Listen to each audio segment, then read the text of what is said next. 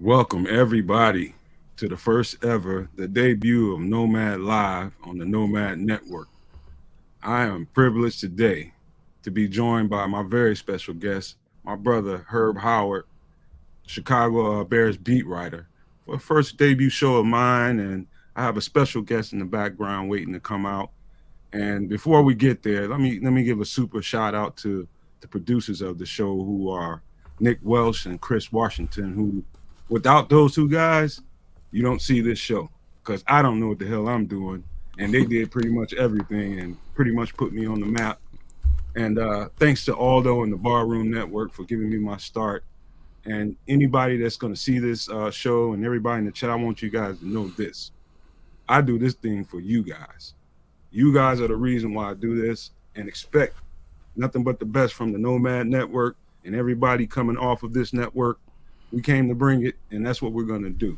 So without further ado, let me bring my man in, Herb Howard, who's already on the screen. I don't need to bring him in. How you doing, man? Forget No, man, football for a second. How you I'm doing good, in life? man. I'm excellent, man. Nothing to complain about. Summertime shy's creeping up on us. I'm feeling good, so I'm good, man. I'm honored and excited to be on for the launch of the show. Congratulations, super dope. I know it's gonna be phenomenal. So congratulations to you and the whole team, man. Thanks for having me. It feels different, man. I appreciate you for being here. It feels different being in the catbird seat. You're in the control booth and being actually the owner of a channel, instead of being Yeah. a co-host on the show. So it's different. It's a different feeling, but it's all the same way. It's all the same thing. So tell me about some football, man. You've been around Hallis Hall recently, man, all weekend. You got to see the Yeah. rookies come up and do rookie mini camp. Before we get into detail about all these guys, give me one guy, just for whatever reason, instinctually, just like I got to keep my eyes on this cat. For me, it's Javon Dexter.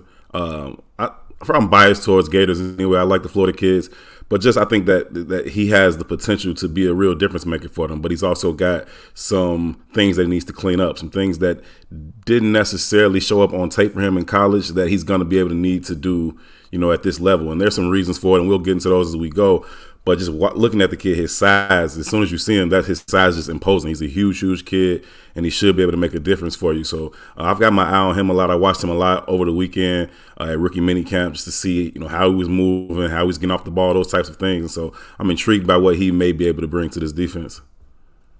Man, anybody that follows Nomad on the Barroom Network or watched any show that I've been involved in over the last since January, anybody will tell you that I've gone on ad nauseum about Javon Dexter. Everybody was crazy about Jalen Carter, and I kept telling people all the time, we'll be fine if we don't get Jalen Carter. For whatever reason they choose not to draft that guy, if he falls in position for us to get him, we would be fine. And I kept mentioning this guy's name.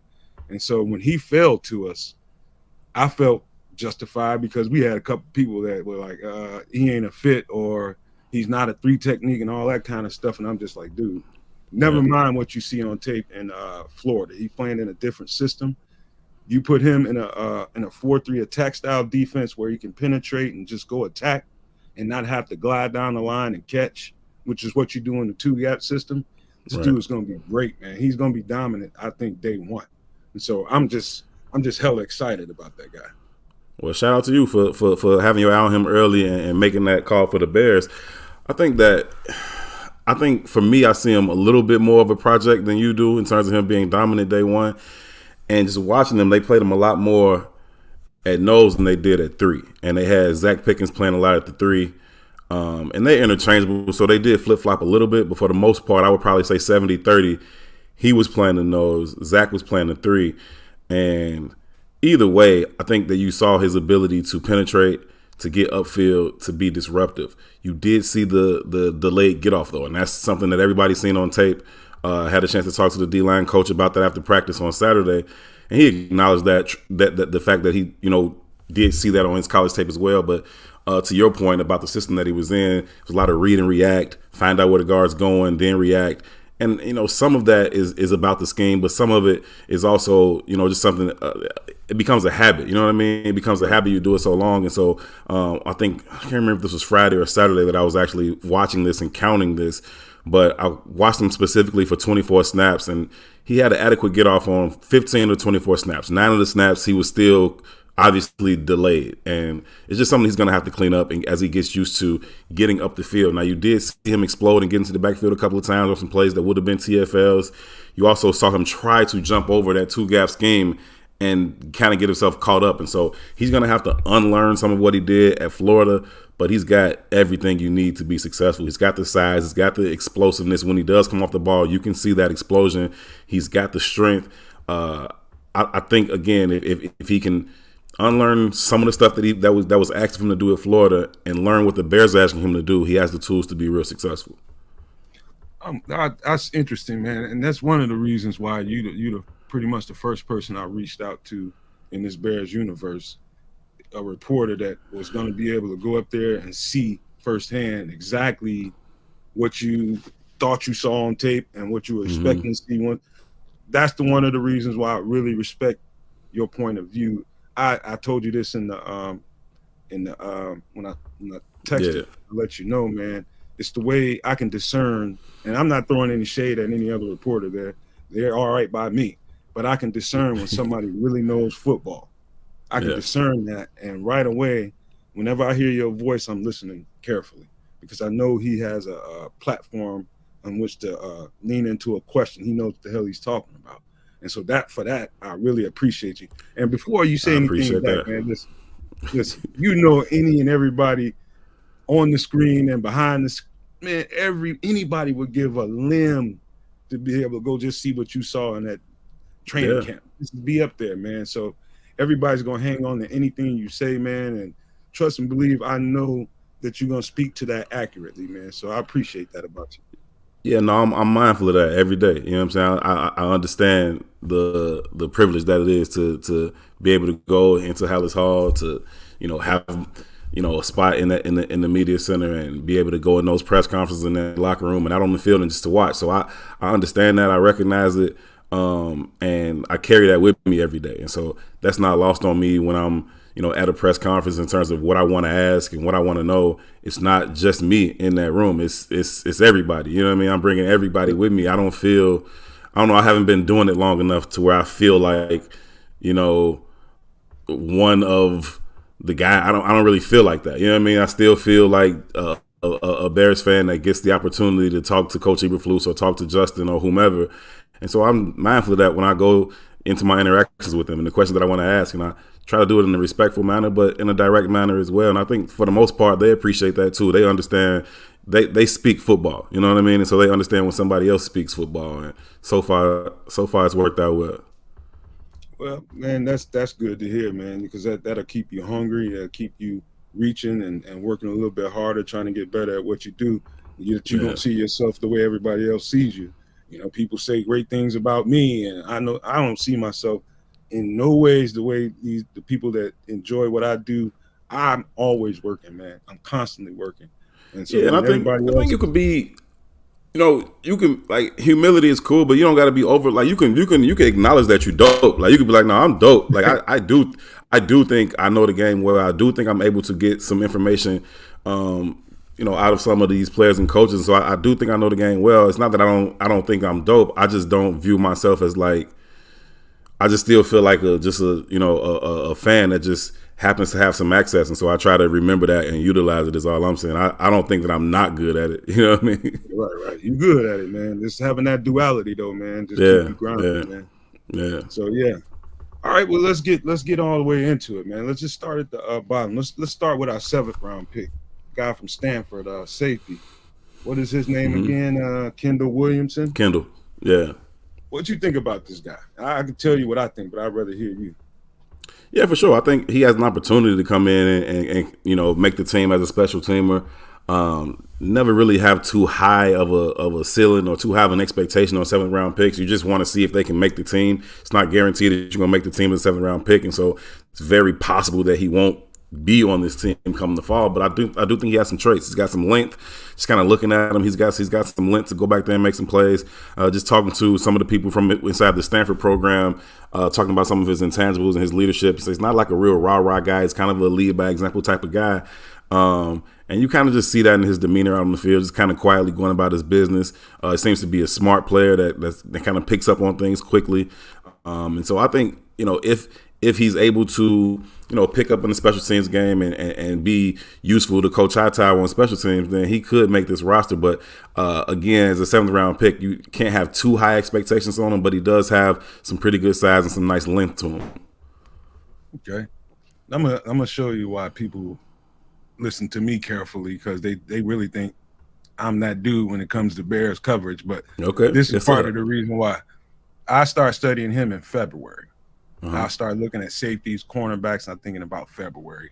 To me, the premium need was always going to be the trenches for us this year. And so I started studying those guys in January.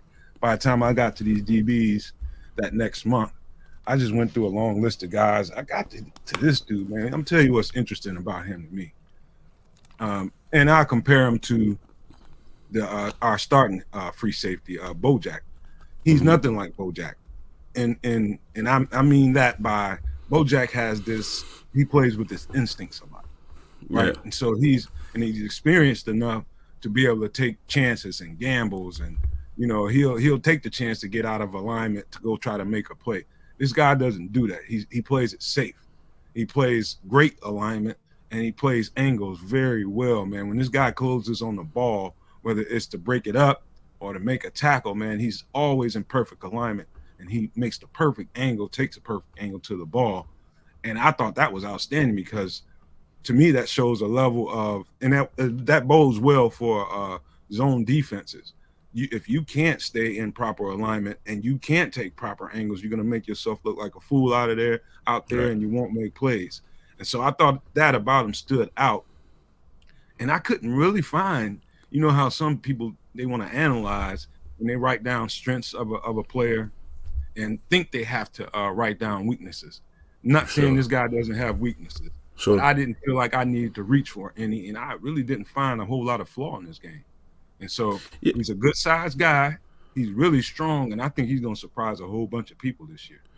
Yeah, I like what you said about him being, or playing the game safe. I think he's a safe pick, and especially when you talk about getting kind of that deep in the draft. And a lot of times you kind of get to that point in the draft and you want to take some swings on some traits and not really necessarily those polished guys.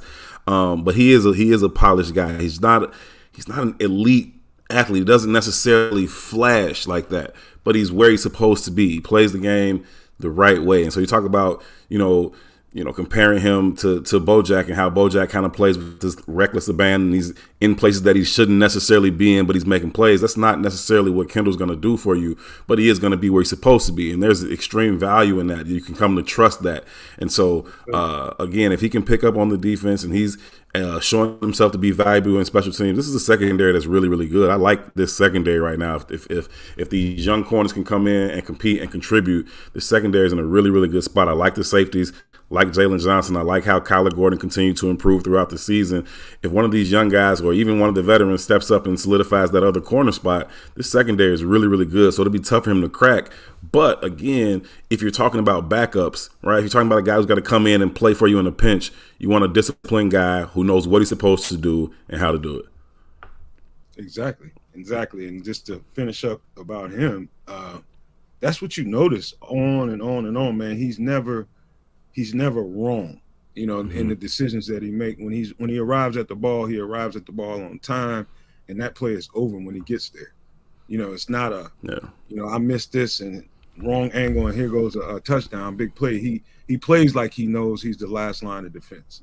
Yeah. And that's what stood out to me, is just he's really a mature football player for a guy that age. I mean, he's just refined in his technique and how he arrives at that ball, man. I don't know, man. I tell you the truth. I think he's an insurance piece in case Eddie doesn't come all the way healthy. I don't think they like everything they saw in Elijah Hicks. I seen some things about Elijah Hicks. I think he was a little bit small. He wasn't able to finish plays, and I think they were looking for a bigger guy that can do that. And that's one of the traits that he brings to the table. Yeah, he gives you an opportunity to develop him, and even if it's not this year, right, it's down the road. And whenever you think, Bojack's tenure may be done here, can you develop a guy that may be ready to then step into that spot? So I think great value at that pick, number 7. Not a whole lot of expectations for him, but he could certainly come in and surprise. Oh yeah, no question about it. So let's go to our next pick. I think that was what's this guy? Travis Bell. Yeah. Intriguing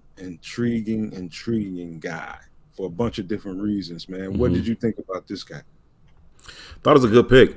You talk about a guy coming from a small school, not a lot of eyes on him, and so you talk that you got to tip your cap to the scouts. I think the Bears do a phenomenal job with their scouting department. I think they always have, and I think that's one of the reasons why they've been able to find some gems late rounds. They've been able to do that consistently. For all their misses at the top of the draft, they've done well mid to late, and so I think could be another example of that. Obviously, they went to defensive tackle 3 times in this draft. And, they got to that point and still thought he was worth the pick. And so you hear the praise that Ryan Poles has for him, talk about how much he likes the kid, how much he likes the person, how he didn't want him to leave the building when he got him in there. And so you got to respect the character of it. You hear his coaches talking about, how he was working a job and sending money back home at the same time as playing football, all those types of things about him in terms of his character, right? And then you put on the tape and you watch the kid play and you can see that explosiveness. You can see him getting off the ball. You can see him penetrating. You can see, that even though he's going to be the focal point for an offensive coordinator coming into every week, he's still able to make plays. And watching him out there this weekend, you could see those movement skills, right? He was running with that second team, that first group every time was, Zach Pickens and Javon Dexter, and Travis was running with that second group. But you could see the movement skills, right? He's not the size of those guys. He's not as big as those guys are. He's a shorter kid, but I think he uses his leverage well, and he's able to get into the backfield and penetrate. He also gets sideline to sideline, and that's something that he said during his introductory press conference over Zoom when they first drafted him.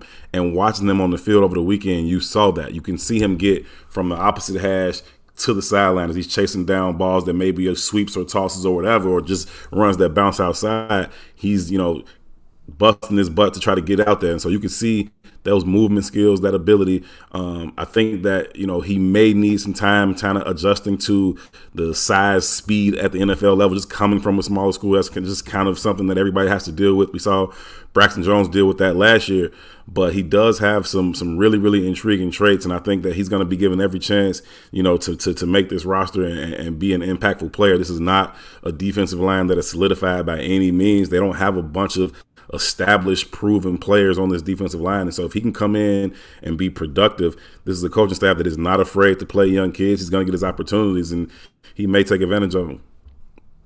Man, I enjoyed every word you just said about this guy. And let's just start with the first part about what Poe said about the guy and his character.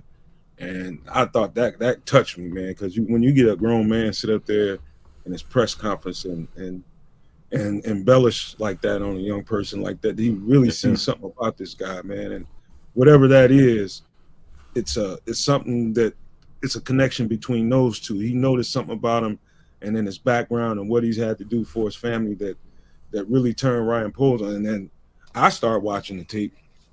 Listen, man, it took me a long time to find some good film. To find some tape. Right. Yeah.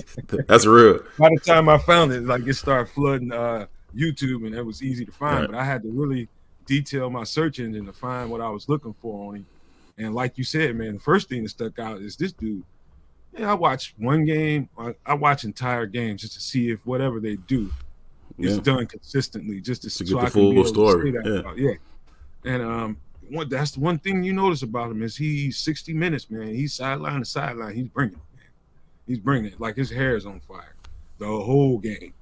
And the more and more you watch him up close, and I saw a couple of shots at him when he was in camp. Man, this dude is a tree trunk from the waist down. He's stout.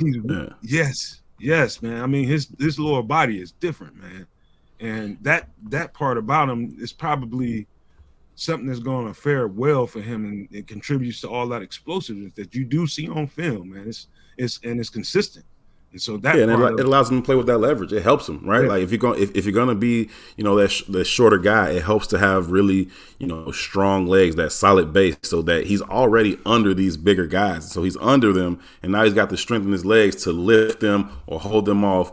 And you can see that it's just a real thick kid. He's got his legs, and he's just a real thick kid. Just not tall, but he's thick and he's explosive. And so lots to like about him. You know, if he's at a bigger school, maybe he comes off the board a lot sooner than he did. Probably comes off the board a lot sooner than he did. But it's good for the Bears that he was there. That's interesting, man. You somebody with that much talent, man. You know what to look for and traits to look for in a football player at defensive tackle. You notice right away. It's like, what the hell is he doing there? Yeah. Like, what are you doing at Kennesaw, man? Dude, Yeah. for whatever reason that is that landed him at Kennesaw, he made the most of it, man. And I see some special in him and his body type. And if I just want to see if that power and that strength and that explosiveness remains consistent at this level. Mm-hmm. And so that's what I'll be looking for. When you hear from me, I'll be asking you, and when they get in pads, I'll be saying, hey, Herb, what did he look like in pads from one day to the next? And did he continue that the next day? Was he still getting that shot at the line of scrimmage and being explosive? You can expect to hear that from me, Jack, because I'm going to ask you.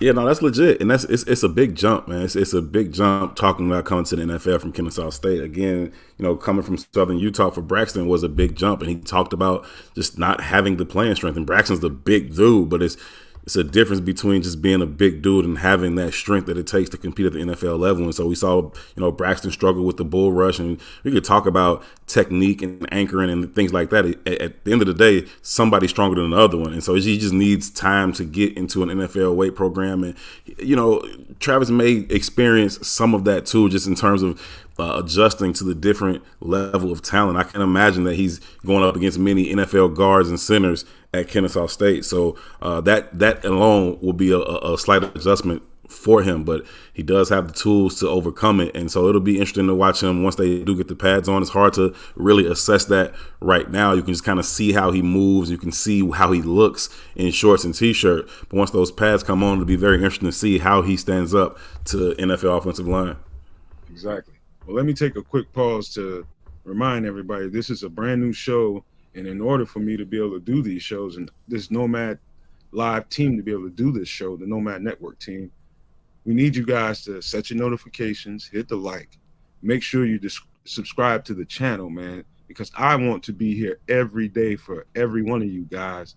In order for me to do that, I need you guys' support. I'm not going to sugarcoat anything. I need you guys to support me so I can do this every day for you guys. So don't forget to do that. And if you have any questions for her, put them in the chat. We'll pull them up as we can. Hopefully, her will answer them for you. Okay, let's get to the next guy. I think was that Tyler Scott. Oh no, Terrell Smith. What do you think about this guy, man? Terrell Smith, he's a Big Ten corner, right? And I think that when you talk about Big Ten corners, you look at guys that have size, they got some length, they got physicality, they're willing to come up and stick you. They're comfortable in press man. He's also comfortable in that off coverage as well. He's got good instincts.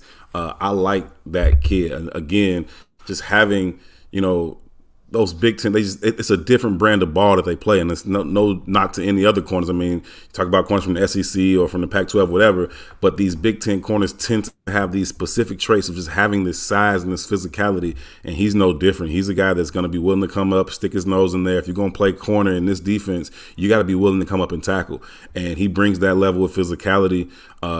They brought Peanut Tillman in to talk to them Friday or Saturday, and I was impressed with him. I asked him about, you know, what he was able to take from Peanuts, considering that he played the same position. He talked about the physicality. He talked about, you know, the ball production and taking the ball away and those types of things. And I can see him in that mold of a player. And so, again, he just brings great size, great physicality, good instincts. And we'll see about the ball production at this level. You know what, lately, the more and more I study Matt Eberflus, his system, and you know, and I tell people this all the time. It's one thing to study players and schemes, but you have to study a coach and their tendencies, especially at this part of the season or before this part of the season when everybody was looking for who they might pick and why and all that stuff. Look at what he looks for. And one thing I noticed about Matt Eberflus that really sticks out to me is he hunts out guys, and Ryan Poles for that matter, they hunt guys who have position versatility. So when I see this screen right here, I look at that number down at the bottom, that very last number, 215. Yeah. And that makes me think, okay, how do they really see this guy, and what do they Mm-hmm. really plan to do with this guy? Mm-hmm. Anything about maybe playing a little bit of safety? Did you see any of that while you were out there at minicamp, or did he play strictly corner? Nah, he played strictly corner, throughout the weekend at minicamp, and I do see what you're saying in terms of having that size to potentially kick, into the middle of the field. I don't know if that's what the Bears are thinking for him right now, or maybe they're projecting that as a possibility long term. But just even where he is, even as though that outside corner, I think ideally they want to kick Kyler inside, like and just let him be there. I think Kyler, his I'm growth pretty was sure about that. yeah, his growth was stunted a lot just by having so much put on his plate early last year. And I think he handled it well to his credit, and he certainly got better as the season went along. That's not to say that I don't think he will be the outside corner in base, but they play nickel so much, right? And I think that I don't know if they're comfortable with what they saw from Kendall Vildor last year. They had some young kids come in, and I thought were pretty productive. I really like what Jalen Jones, the undrafted rookie last year, was able to come in and do with his limited opportunities late in the year. But I think obviously they wanted to invest in that position, in the cornerback position, and they did that.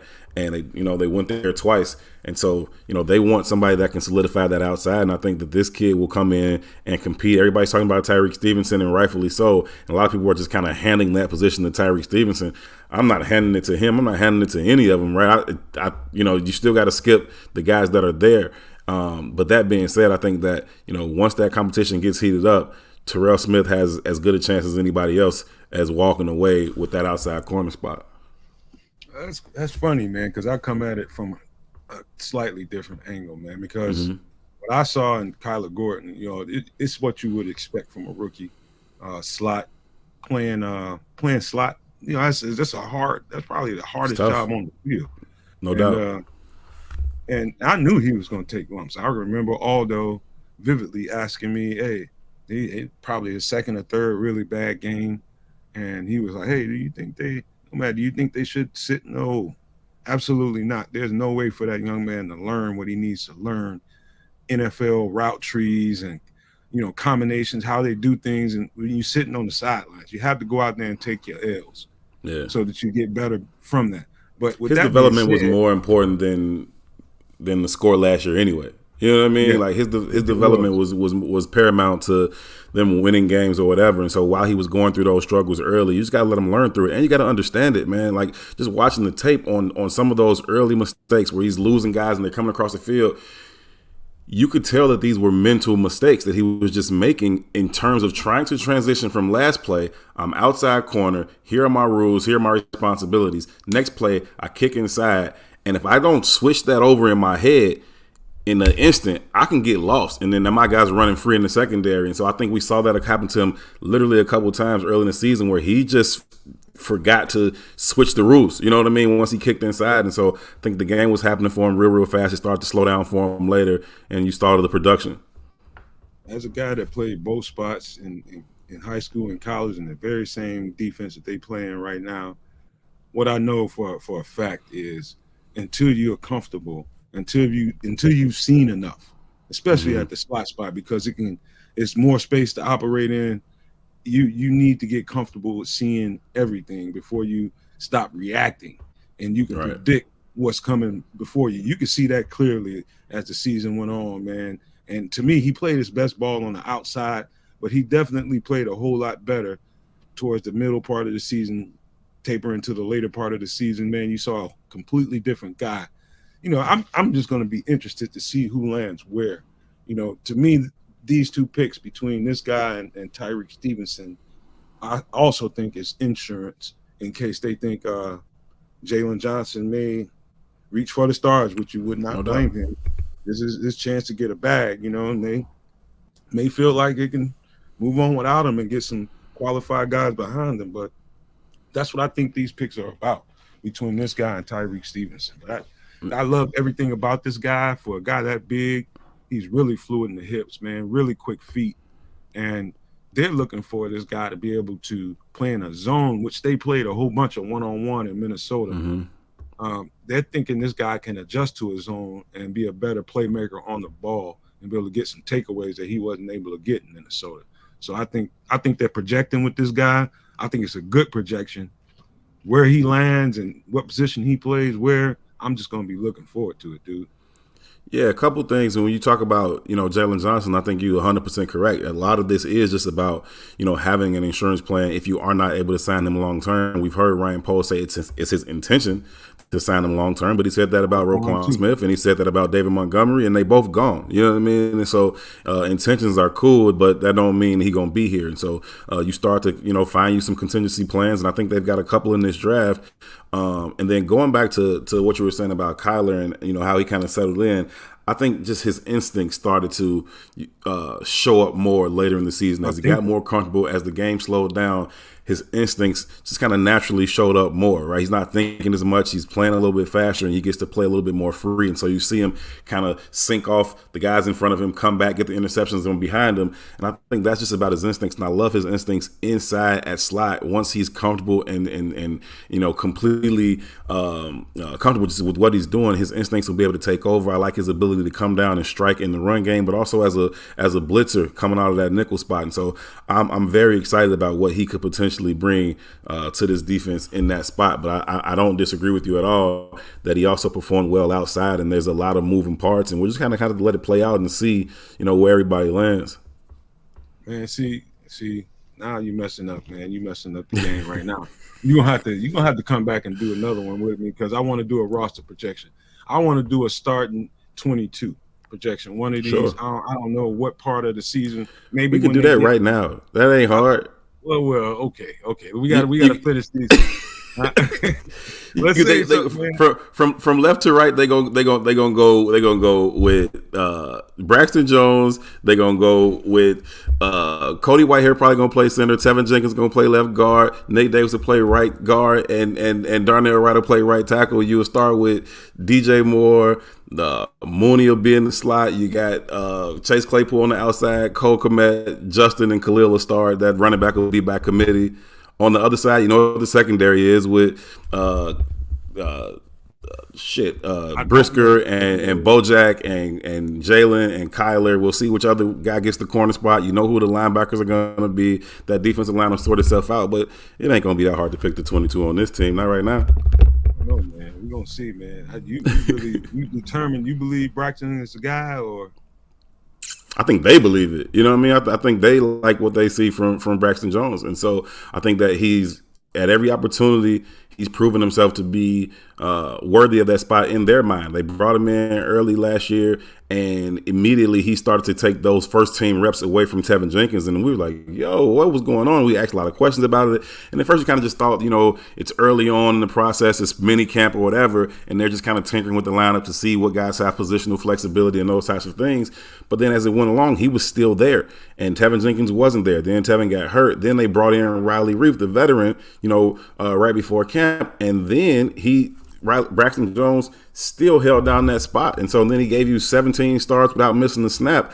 I don't know that they want to disrupt that. I think they want to continue to develop him, get him a full offseason, see if he can get stronger, more equipped to deal with that bull rush. But I think they like what they saw from Braxton Jones. He's got great athleticism. He's able to get out in front and do some of the things that they like to do in the zone read system. And so, it's outside zone system. So I think they like Braxton Jones. They like him a lot. And so I think that he'll certainly get every opportunity to continue to be their left tackle. Man, I'll tell you exactly what I think about that, man. I think the world of Braxton Jones. Mm-hmm. I thought the world of him. I had no idea who he was until they drafted him. And I immediately went to the tape. And when I went to the tape, I saw elite measurables. I saw some elite traits. I saw a lot of elite traits. And it was very consistent. Very consistent, man. You couldn't tell one game from the next. He was just stalling guys out one after the other. And anybody that wanted to make a fuss about, the level of football that he played on, I didn't listen to it, but I saw what the scouts saw and what the coaches saw, what the GM saw. What I have never seen is, have you ever really checked out his lower body? Yeah. Okay, you see he's got stick for lower legs, right? Yeah. I've never, and he doesn't have a hind end. He doesn't have a butt. No. I've never, ever seen an offensive lineman be able to gain the lower body strength in one offseason that he's going to need that was deficient last year, and he's going to need coming into this upcoming season to be an improvement. Will he do it? I don't know. I hope he does. I really do. I hope I'm wrong about this, but I have never seen anybody be able to do that in one offseason. 2 to 3 maybe, but not one. And so, I mean, he can prove me wrong, but I don't see it. Listen. If it takes 2 to 3 years, that's cool, right? I mean, he's still going to be on his rookie deal, and if you can, again, you got 17 starts out of a rookie 5th-round pick from Southern Utah. I know this was a bad football team. I'm not saying he would have got 17 starts on a good football team, but he has them now. He's had that experience. He's faced all these different pass rushers, and he understands what his deficiencies are. That's one thing that I will give him credit for. He understands. He's not one of those guys who's blind to his weak spots. He understands them. He knows what they are, and he works on them. He's a real, real good kid. He's a humble kid. He understands what he is, and at this point, he understands what he is not. And he doesn't take himself, too serious, but he's willing to put that work in. So he's talked about already this offseason in terms of trying to get stronger in his lower body, trying to get stronger in his core, so that he is able to kind of anchor a little bit better. And it may take another. I'm not saying he's going to be a finished product in year 2. That's not the reality for most of these people. Most of these kids come in and not finished products by year 2. But, year 3, year 4, especially if you continue to have that ascension for Darnell Wright on the other side, you could have a really solid, group of guys in front of Justin over the next few years. So it may not be this year that he's that complete package. I don't expect him to be, but I think he'll get a lot closer this year, and I think he'll get even closer next year. So do you run with that, knowing that he hasn't improved that anchor where he needs to be? Do you keep him as a starter? Yeah, I would keep him there. I would keep him there. I don't think he was the biggest problem there at left tackle for the Bears. And if you don't keep him there, then what are you doing? Like, it's not you can't just evaluate him in a vacuum and say, okay, is Braxton Jones good enough to be your starter or not? I think they're going to bring in a stopgap veteran. They did it last year. He beat him out. That's what they did it 2 years in a row. Yes, that's what they brought him in for. And Braxton Jones beat him out. That's why they brought Riley Reif in. But Braxton Jones beat him out. I don't know, man. They thought it would work out like it did with Jason Peters the year before. It worked out well with Jason Peters the year before. Even at 40 years old, he came in there and balled for them. It didn't work out with Riley Reif. Braxton Jones held that spot down. I'm not saying they aren't going to bring in more competition. They should. But unless it's the frontline guy and most of those guys are gone, I don't know that Braxton Jones won't win that competition either. Yeah, I think he's going to. If he's improved slightly, I think he's going to win it. His lower body strength. If he's improved it slightly, he's going to win the job, because what you notice about offensive lines are they do more combination blocking on the outside than they do a lot of that. You know what I mean? It's, especially when you reach blocking and all that kind of stuff, but pass blocking too. They find the guy that really might need the help, and they send the help over to him. I wouldn't be mad if they kept Braxton Jones at the left tackle, but I do want to see a stiff competition. Whoever they decide to put over there and compete with him, I just want to see it be stiff. And man, I want to really correspond with you with this camp, man, because I can't wait till they put the pads on and we can really get a sense of what's what out there. And that's why I appreciate you being there. So let's get to the next guy, man, because I can talk about this all night. Who we got next? I think we got Tyler Scott. Oh, Noah Sewell. I forgot about this dude. Yeah. I can't wait to hear what you think about this guy, because I'm going to have a completely different take than yours. I guarantee you. I just like watching the kid fly around and kind of make plays. He's one of those linebackers that just likes to flow. He shows up with intentions and he's impactful. There's questions about his pure athleticism, his straight line speed, his ability to show up in pass coverage. But I don't know how much of that you're going to be asking of him, right? I think you look at what this roster looks like right now, and he's most likely to be coming in to compete at the Sam spot, and they're not going to be on the field for most obvious passing situations. You're going to, have TJ out there and you're going to have Tremaine out there. So for what he does do well in terms of react, get downhill, and make tackles, I think he has the traits to come in and be a contributor if he needs to be. But I think that the Bears like Jack Sanborn too at that spot. And he's got an uphill battle, but I also think that his ability to get downhill and strike will aid him in special teams as well. So I think he's got a lot of traits that they like. He's a tough kid, and so he's got an uphill battle in terms of getting on the field for defense. But he's got some traits that I think could serve him well at the next level. Okay, now I'm just follow me with this. And I'm thinking as coaches, I know coaches that think like this, man. They're always looking for ways to get an advantage, and they look for players to help them get that advantage. And we do play an even front. We play a 4-3 base zone scheme. Right. Don't think for a second that these guys aren't thinking about mixing up fronts and what you can do out of those fronts, because this guy is the drafting of this guy and the signing of that UDFA DeAnthony. I think it was DeAnthony. Who was that guy? DeAnthony something. He's a defensive end from Houston. He's a guy that you look at him on tape and you say, no way the Bears would covet him based on their history of the types of guys that they covered, the traits they covered at that position. He's not long at all, but he has the weight. What's interesting about him is he's perfect for a 3-4 defense. Noah Sewell is perfect for a 3-4 defense. And so what it leads me to believe as a person looking from the outside is they may be thinking about mixing fronts and giving offensive more problems, you know what I mean? And so when I see picks like this dude, and then they bring in and sign a DeAnthony Thomas, who still has to make the team and fight through a whole hell of a lot to get there, I think they may be thinking about mixing up fronts. So what do you think about that? No, I think that's certainly a legitimate possibility. And again, it allows you to utilize what he does well and just get down by the line of scrimmage, penetrate, make tackles. And so, if you can walk him up on that edge, or you can walk him down, that allows him to be in some of those spaces. Now you get him too close, then his size, you start to wonder if he's big enough. If they get their hands on him too quick, can they kind of neutralize him that way? But I do think that he has the striking ability, and he's able to react and get downhill in a way that's going to allow him to make plays in the backfield for you, stop plays in the line of scrimmage. And I like what you're thinking about that. I listen, anytime you talk about coaching and thinking outside of the box and trying to show multiple fronts and play the game different ways, I like that. And the more multiple pieces that you can have that can do so many different things, the better off you are. Exactly. And just to cap this off about what I really liked about Noah Sewell, it's hard to find something about Noah Sewell that you don't like. That tenacity he plays with. And what's really interesting about him is you notice two things about him when you watch enough tape of him is he's a really, really, really successful blitzer. And why I say that, I'm searching for words to describe what I'm about to say.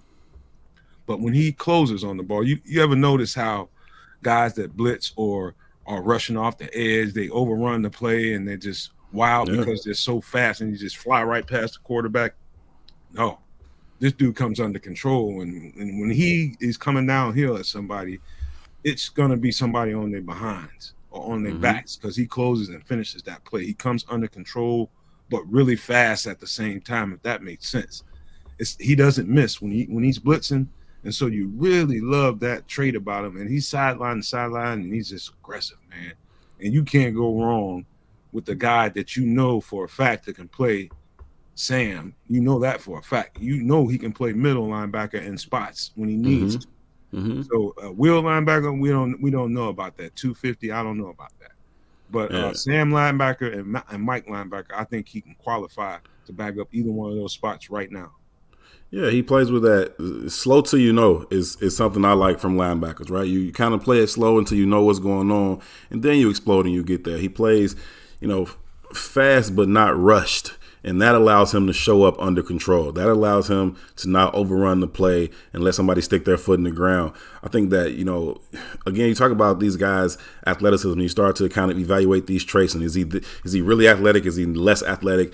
And I think that sometimes what we forget to understand is these guys have been whoever they are their whole life, right? And so if he's not super athletic, he ain't never been super athletic, and he understands that. So he understands how he needs to show up so that he isn't susceptible to a back sticking his foot in the ground and going with some misdirection. And so learned to play with the body and the athleticism that he has. He does it well, and now he's a pro, and he'll get some opportunities to see what he's able to do. We came into last year and nobody knew who Jack Sanborn was, but he got out there immediately, and you saw him making plays. He's getting interceptions and he's getting plays in the backfield. Like, who is that kid that keeps making these plays? And then you start to do more work on him, and he's just consistent, and you saw what he was able to do with his opportunities. And so I think Noah will get some of those opportunities, and we'll see if he can capitalize on them. You know what else, man? Before we close this thing on him, the other thing that really stuck out to me was how well he spotted the quarterback and how well he stayed in alignment and deciding whether he wanted to maintain position in the backside of the line or whether he wanted to charge and go close on the play. Yeah, he did that better than any linebacker I saw in the draft, maybe outside of Trenton Simpson. Mm-hmm. This dude was spectacular at that. And he eyes that ball well, stays in alignment, and when it's time to close on that play, it's his instincts that he just knows, okay, time to get upfield and close this down. I've been watching him long enough. He doesn't have anywhere to go with that ball. I got to go get him. Yeah, so and I think it was Aldo that mentioned this, but he had a much better 21 than he did a 22, and I asked him about that too this weekend. If he was, if he kind of in hindsight wish he had come out before, and he's like, no, everything happens, how it's supposed to, and I guess that's just what else he gonna say at this point. But he's had good tape and good production for a couple of years, and I think that experience will serve him well. And his physicality, his willingness to come down and strike will serve him well. So I'm intrigued to see. He's another guy I'm intrigued about when the pads come on. Yeah, he's definitely. I mean, they're gonna do some stuff with this guy. This guy ain't gonna be just sitting over there collecting dust. This dude's gonna be on the field in spots, and they're gonna find ways to be creative with this cat. I think he's gonna make a lot of plays, man. So, let's get to the next guy. We have now we get Tyler Scott. Now we get to Tyler Scott. What you know, man? Just tell me what you thought about him. Let's just say, just tell me what you saw on tape, and then versus what you just saw when you went out there. Yeah, first thing you see is what everybody sees. It's that speed, right? It's the first thing you notice in watching the tape. It just pops.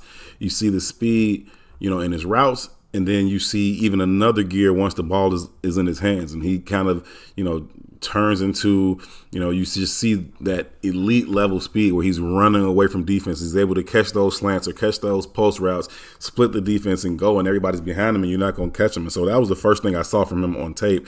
Now, I see this picture that we got up here on the screen, and that's dope. But one of the things that I questioned about him was a lot of body catching, right? Not a lot of hands catches. He's constantly catching the ball here, catching it there, bringing it into his body, and that's just not what you want to do. You want to be able to flip those hands out there, catch it with your hands, and so that'll be one thing he needs to work on, especially when you're talking about catching in those tight spaces and then taking it the distance, right? You're talking about catching it quick slants or bubble screens, whatever. Grab it with your hands, tuck it away, and then be able to explode up the field. And so that's one thing in watching this tape that I didn't necessarily like was too much body catching, but that speed is undeniable. And then you saw that, you felt that on the field this weekend. You could see his speed, right?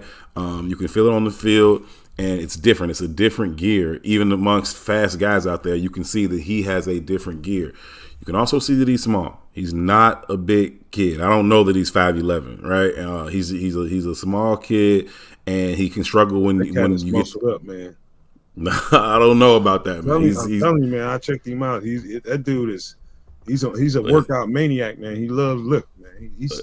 I'm not saying he's not strong, right? And I know he did. I want to say he did I can't remember how many reps he did, but it was an impressive number for a wide receiver, especially a smaller one. So I'm not saying he's not strong. I'm saying he's just small. And so he came over and talked to us right after practice, right out on the field. He came over and talked to us. I think that was Friday, I think. After practice, he came over and talked, and just standing there and just watching them face to face, like this dude is small. That's not a knock on him. There's a lot of great small football players. He's just something that you notice as soon as you see him, like, man, he's small. And you also saw some of that out on the field. He went up a lot of times one-on-one with Tyrique Stevenson, who's not small. And Tyrique got his hands on him, and then that was the end of the play for Tyler. And that happened more than once. Those two worked out together, the entire pre-draft process. That's another thing that Tyler told us, during that press conference after that practice, that him and Tyrique had worked out together at the same place throughout the pre-draft process. But again, he's got great traits. Love to see him with the ball in his hands. Want to see him catch the ball a little bit more. And again, this is like I was talking about earlier with Noah Sewell. Same thing with Tyler Scott. So I'm talking about just noticing his lack of size when you see him up close. But that's not new for him, right? If he's small today, he's been small all his life. So he's still been a productive football player. So that's not anything new for him. He obviously knows how to play at his size, and so I'm not as worried about that as I am about getting those hands out there and catching the ball that way. Hey, was you part of that presser when somebody they was interviewing Tyrique and he was talking about the one-on-ones they had together, and I noticed when he had a little smirk on his face when he said, we had to do some one-on-ones. He knows I'm bigger than him, and he ain't like when I had to touch him. Yeah, You see that? Yeah, that's gonna be a thing, man. I can tell this little dude is testy. I know Tyrique Stevenson is testy. Smaller guys don't like bigger guys putting their hands on them, and so he's gonna have to get a little bit used to that. But he's gonna have to get. He's really good at his releases to me to begin with. He's really good at it, but I think somebody like Tyrique that kind of knows his tendencies, knew what to kind of expect, and was able to get hands on him. That's the thing he's got to. Every small receiver has to get better at is release and keep people from putting their hands on him. And so, and that's on coaches too. They're gonna have to scheme him free sometimes, right? And that's also for him to get with Darnell Mooney and learn from some of the ways that he gets off the ball, some of the ways that he's able to navigate through the traffic and get to his spots, right? And for smaller guys, you may have to take a little bit of a different route, but you still got to be to your spot on time. And so I think that's something that Mooney does really, really well in terms of manipulating defenders and how he's able to work through traffic. So you got a guy like that's been there, a veteran that's already in your room. You need to be in his hip pocket and learning everything that he has to teach you. And so I think he'll do well. He seems to be a really, really hard worker, willing to put the work in. I think that he's obviously got a lot of traits that the Bears like and that the Bears need. He's a deep ball. He's a deep threat, and Justin throws a great deep ball. And so should be a pretty good marriage between the two of them. But those are just some of the things I saw from him. The thing that I thought that was different about him than anything else other than the pure speed and quickness that everybody notices, it was his ability at the top of his route to not, like, he didn't lose speed. You know how some people kind of slow down trying to stutter step and get into the second part of their full route? Speed breaks, yeah. Oh my God, he accelerated. I think that's kind of what he was talking about, was just like, this dude keeps getting faster as he goes down the field, even at the top of his routes, man. He was just blasting past people. How many plays did you see on tape where he was just like 15 yards wide ass open? Yeah. And that's evident with this dude, man. And so what I see in this cat is some of the similar traits I saw in Zay Flowers, man. He got that kind of separation on guys. And so what Zay is nasty, man. I know that's another team, but I can't wait to see him. Was it a better receiver in the draft, man? No, if Zay 6'3", 215, it ain't close. No. You know what I mean? It ain't close. He's the number one receiver off the board. So that dude is nasty. And I can't wait to see him play in Baltimore. You got OBJ out there now. You got a happy Lamar Jackson, or at least he's back. Zay is gonna bring something to that team that they gonna love. That dude is a problem. Hey man, it's some stuff that comes down the assembly line in the factory. It's all the same. When that dude came down there, they set him to the side. Yeah. This dude Tyler Scott got some similar traits to him, man. He's different like that too, as far as his ability, man. And that body catching stuff that you're talking about too. I think he's conscientious of it too. Because another thing that I do is, after I study him, I go look at interviews and see how they respond to, questions, and see how mature they are and all that kind of stuff that people should pay attention to. Yeah. Say that one more time. When you start studying for guys next year, pay attention to that kind of stuff. You know what I mean? That means a lot to scouts and coaches and general managers and stuff like that. Those interviews mean a whole lot. But that matters a lot. I could tell in his interviews he's conscientious about that body catching thing. And Yeah, that that's what I was saying about Braxton Jones too. Like he just knowing the things that you need to improve on. It's not a problem. Just understand it, acknowledge it, get better at it. I remember coming into the locker room last year. You know how they do the NFL top 100 players? yeah, And so they come in, they just hand them out these cards. And so everybody's got these cards and they put their top 20 players on there. Everybody writes their top 20 players on there and then they turn them in and they, compile it from that. That's where the top 100 comes from. right. And the day that they were doing that, I walk in there and they all doing it. And I walked past Braxton and and this was right after that Miami game. And Melvin Ingram had dog walked him right into Justin Fields on one snap. And so I just walked past Braxton and I said, Melvin Ingram name better be on your list. And I was just messing with him for real. Right. And he looked up and he just laughed. He's like, "Oh, you funny." I'm like, "Hey, put that man's name on that list." But he understood, he didn't take it too serious. He understood I was joking with him. He was able to laugh about it, but he also understood that was something that he needs to work on. And so, it's good to see that Tyler Scott comes in as another young guy who has that type of self-awareness to say, hey, this is something that I need to improve on. Hey, that's interesting, man. I'm gonna have to cut that, and we have to cut that and put that out there. I didn't know how that list was compiled, but that's interesting, man. Yeah. Yeah, that's good. That's good stuff right there. Yeah, this dude, man. It's like, man, dude. I got a thing about the Velus Jones criticism, man. I think he just hit. Some guys hit that rookie, get the rookie bug, and it just goes bad. And he put out some really bad stuff at some really bad times, and people has just got a bad taste in their mouths about Velus Jones. But we'll get into that later, man. But this guy has similar. I agree with you, man. And a lot of people are already giving Tyler Velus spot too. Yeah, man. It's interesting to me. I think that Velus he had some tough breaks early, and then when you have it early, it becomes. It's a lot. It just kind of snowballs on you and gets bigger and bigger and bigger, and the pressure starts to mount on you. It gets in your head, and everybody else is thinking about it. And you muff one punt, then you muff another. You drop one ball, and you drop another, and it's all of a sudden like, get this kid the fuck out of here. And it's like, dang, just give him a chance because he has special traits in terms of his speed, his vision, his quickness, and he's thick. Like that dude is thick and strong. And so, he's a different animal when he's running with the ball in his hand. So I'm not done with Velus by any means. I think he brings some things to the field that you just can't coach. He has some confidence issues that kind of crept up on him early in the season. I think he worked through them, and he was able to make a couple plays for the Bears later in that season. So I'm excited to see what he brings, and I'm by no means giving anybody his spot. This is a crowded wide receiver room that may already be set, which is interesting because last year it was the completely opposite, right? They had, 10, 12 guys in there coming to camp. It's like, y'all got 10 dudes in here, and I don't know that y'all have 3 starters. You know what I mean? This is crazy. This year, I think they're gonna keep 6. If they're gonna keep 6, I think all 6 of them, those spots are already solidified. You can talk about DJ and Moon and Chase, Tyler, Velus, and EQ.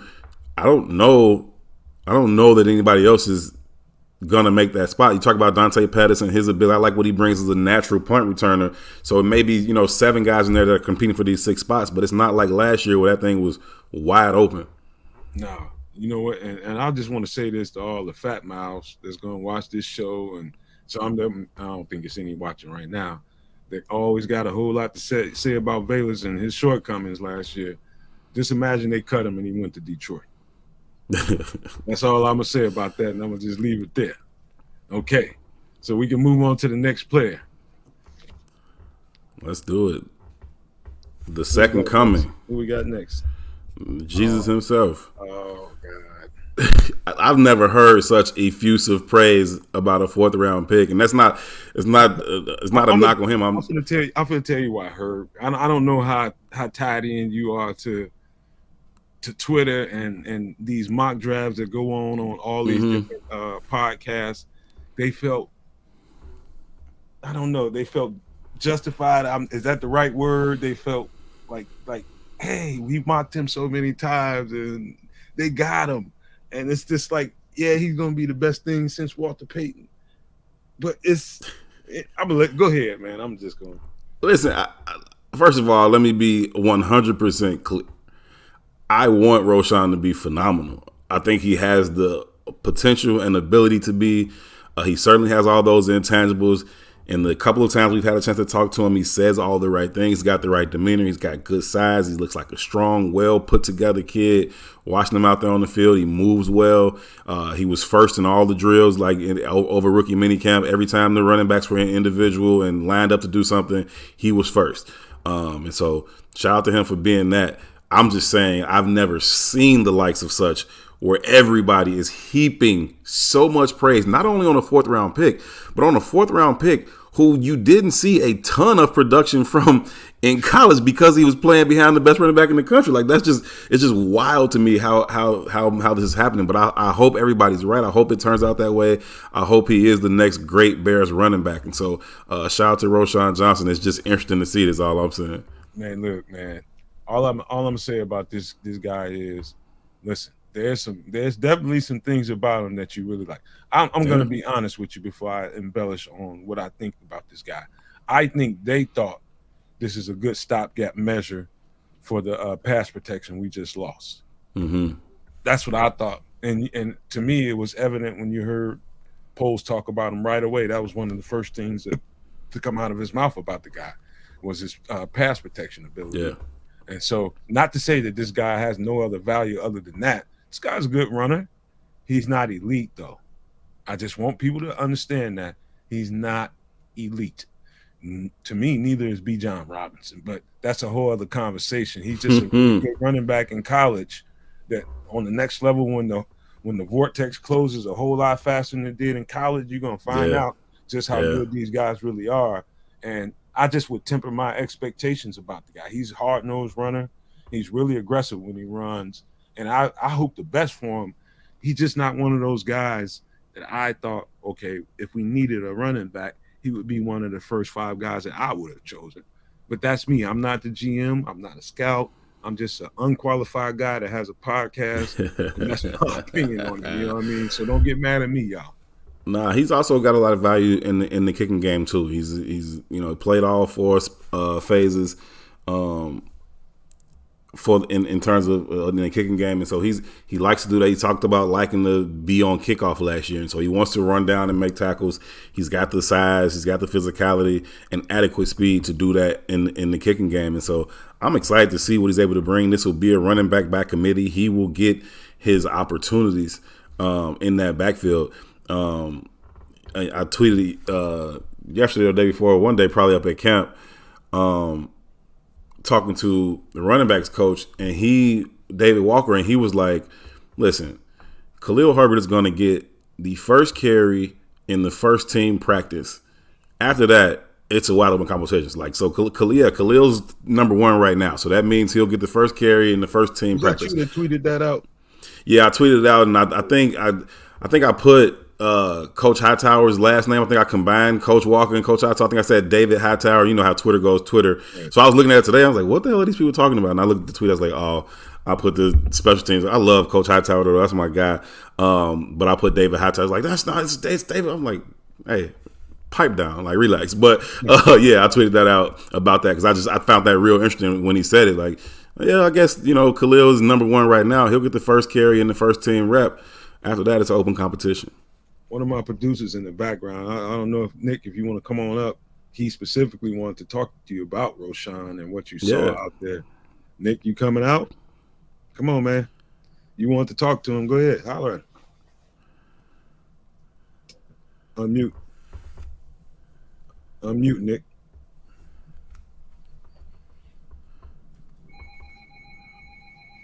You still muted.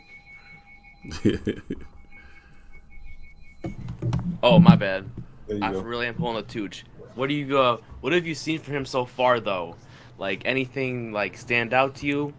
Like, as far as, not like leadership or anything like that? Because there's been a lot of talk about him being a big leader. So, wonder if you've seen that. Yeah, definitely saw it, and that's what I was referring to in terms of him stepping up and going first through all the drills. I think it was 4 running backs they had out there, and every drill through the bags, whatever it was that the running backs were doing, an individual, he stepped up to do it first. And so I think you kind of saw some of that leadership ability, some of those intangibles. You hear it when he talks as well. In terms of anything else out on the field, it's tough to evaluate him specifically on the field in shorts and t-shirt. He's not a short and t-shirt kind of guy. You can, like we talk about Tyler Scott, you can see his speed. You can feel his speed, in shorts and t-shirt. Roschon ain't that kind of a blazer, so you don't feel that. His running style is going to be predicated on his ability to get behind his pads, and he talked about that, wanting to be able to deliver blows to the defender and those types of things. And so I think to really appreciate him as a runner, it'll have to be, in full contact drills and team drills. So you couldn't see a lot from him on the field, but just some of those intangibles, they definitely showed up in some of the drill work, and you can see some of his fluidity and things like that. He seems to be a polished running back, if not he doesn't have necessarily the elite athleticism and those types of traits, but he seems very polished. Obviously, he's just a well put together kid. You can tell he works real hard. So a lot to like about him. And, mostly you can see those things in terms of, what he already is and what he brings as a leader in intangibles, more so than you could kind of evaluate him as a running back over the weekend. Okay. I do. Now, what I did like about him, actually, this might sound like a crazy take, but truth about it is when I watched them on film, and I tell you guys again, I watch whole games, I enjoyed and watched his traits, and I enjoyed what he did better than I did Bijan. I thought he had more upside than Bijan. It's because he's more. Why? Because I don't think some of the shiftier moves that Bijan makes, I don't think translates well with the speed of the NFL defense. I think that those opportunities to really press a hole, they close a lot faster in this league than they do in college. And I think this guy was a lot more decisive of a runner and much more effective. He just didn't play as much. And so that's why, that might sound crazy to a bunch of people, but that's what stood out to me is I seen a much more decisive runner versus a guy that was willing to take a move or two in college. And you can get away with that on that level. On this level, let's see how that plays out. I think he fits the Bears scheme too, right? They want you to press it, find it, stick it, and go, right? It's not a whole lot of moving around. I think that's one thing that Khalil Herbert does very well. He'll press it, he's patient, then he'll stick his foot in the ground and he'll go. I think that will serve Roschon well also in this system. And when you talk about, comparing running backs and, you talk about these elite running backs, whether you're talking about Bijan or guys like Jahmyr Gibbs, who I really, really love. And I know a lot was made about where he was picked, and I don't really care. If you get a great football player, you get a great football player. I think that kid is dynamic, and he could be a problem. But a lot is made about comparing these running backs. And at the end of the day, what you really need to be focused on is production. And that was something that came up a lot with me, as David Montgomery was going through his negotiation process in free agency.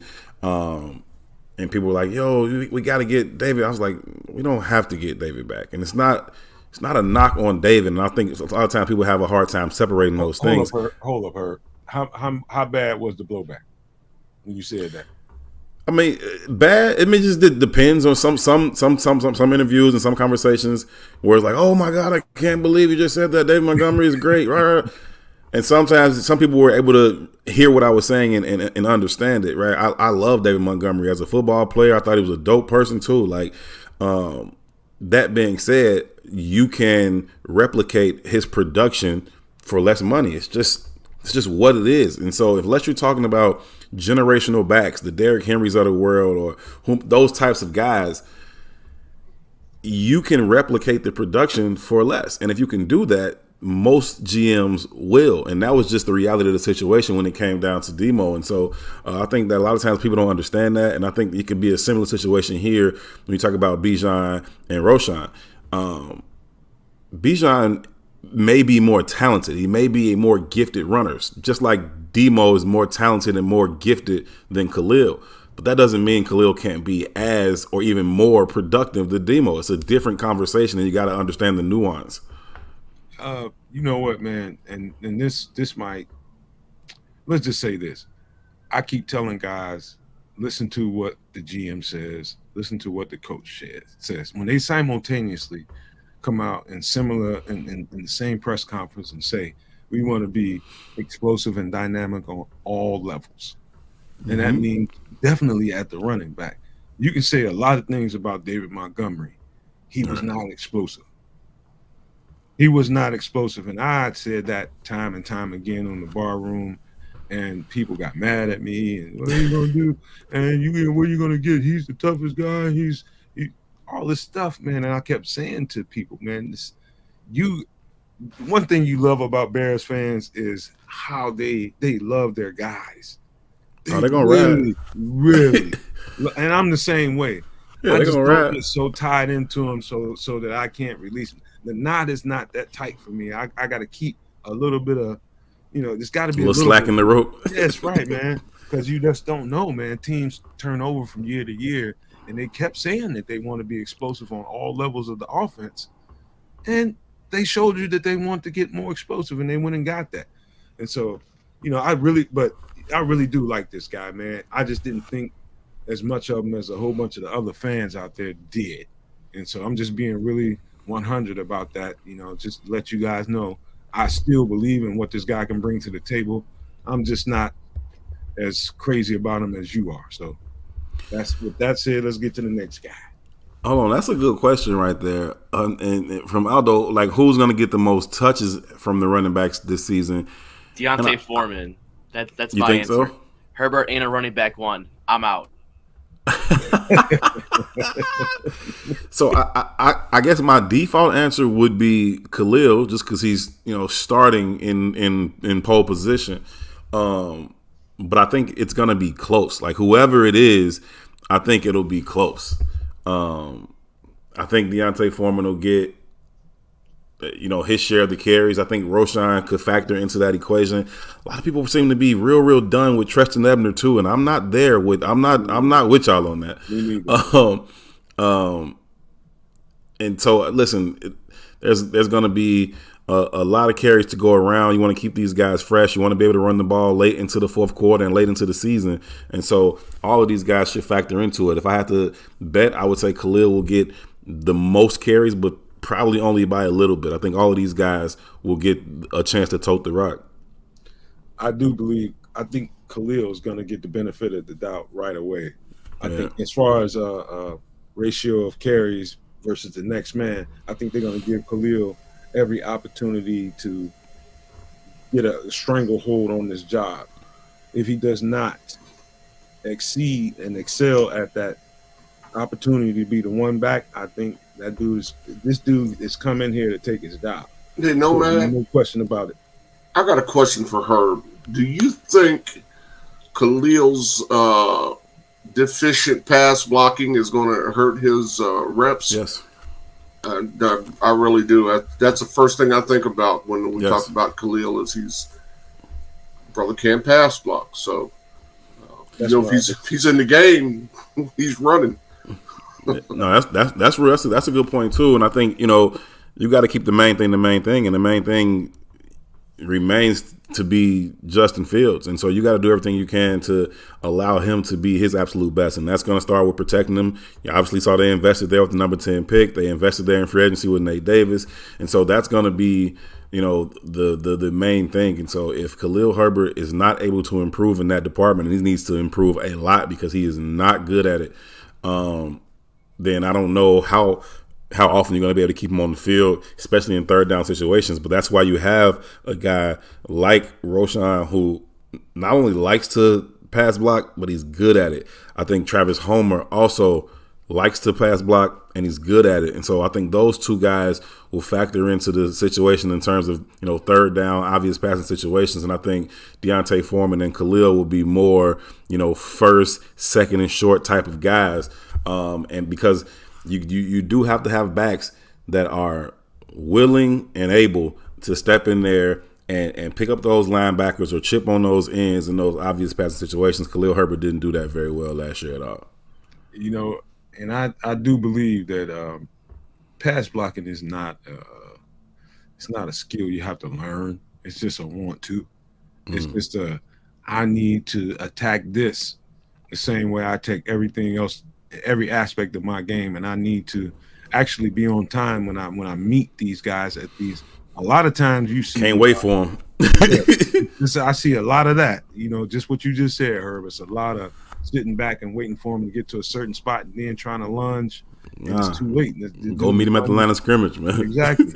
And so hopefully, you're hoping that Khalil has seen enough of his film and pass protection to know exactly what he needs to do, because we can rail on and on and on about what we know Khalil Herbert can get better at. It's about what Khalil has seen of himself on film and what he knows he can take out to the grass and get better at. Yeah, and I think you're gonna find out right away, Herb, and you'll be able to tell us, man. So looking for that. That's one of the drills they run a lot, right? So when the pads come on, you get these one-on-one pass blocking drills with these linebackers on these running backs, and I mean, constantly he's just looking bad. They push, they pull him, they swim him, they go through him, and it's just like, dude, you got to get better at that. And Treston Ebner struggled with that early too, but he understood he struggled at it, and he tried to start to work on it, and by the coaches, saying he got better at it and improved at it. We don't know, he didn't get the opportunity to see that in the games, but you saw it with Khalil, and it just never really improved for him. So again, Roshan and Travis Homer right now are your best two pass protectors at the running back position. Yeah. So that's to me. I think Khalil Herbert, this could be the greatness that he's been waiting on, or this could really blow up in his face. Depends on how he approaches this camp. That's real. Okay, let's get to the next guy, man. Oh man. Well, this dude, man. But I'm in the catbird seat. I gotta let you talk. What you think? Like him. I like what he brings. I think he's versatile. He can play the 3. He can play the nose. He's explosive. Gets up the field. Uses his hands well. Engages and then disengages really, really well. And that's something that you need to do inside, where everything happens so fast and so much quicker than it does out on the edge.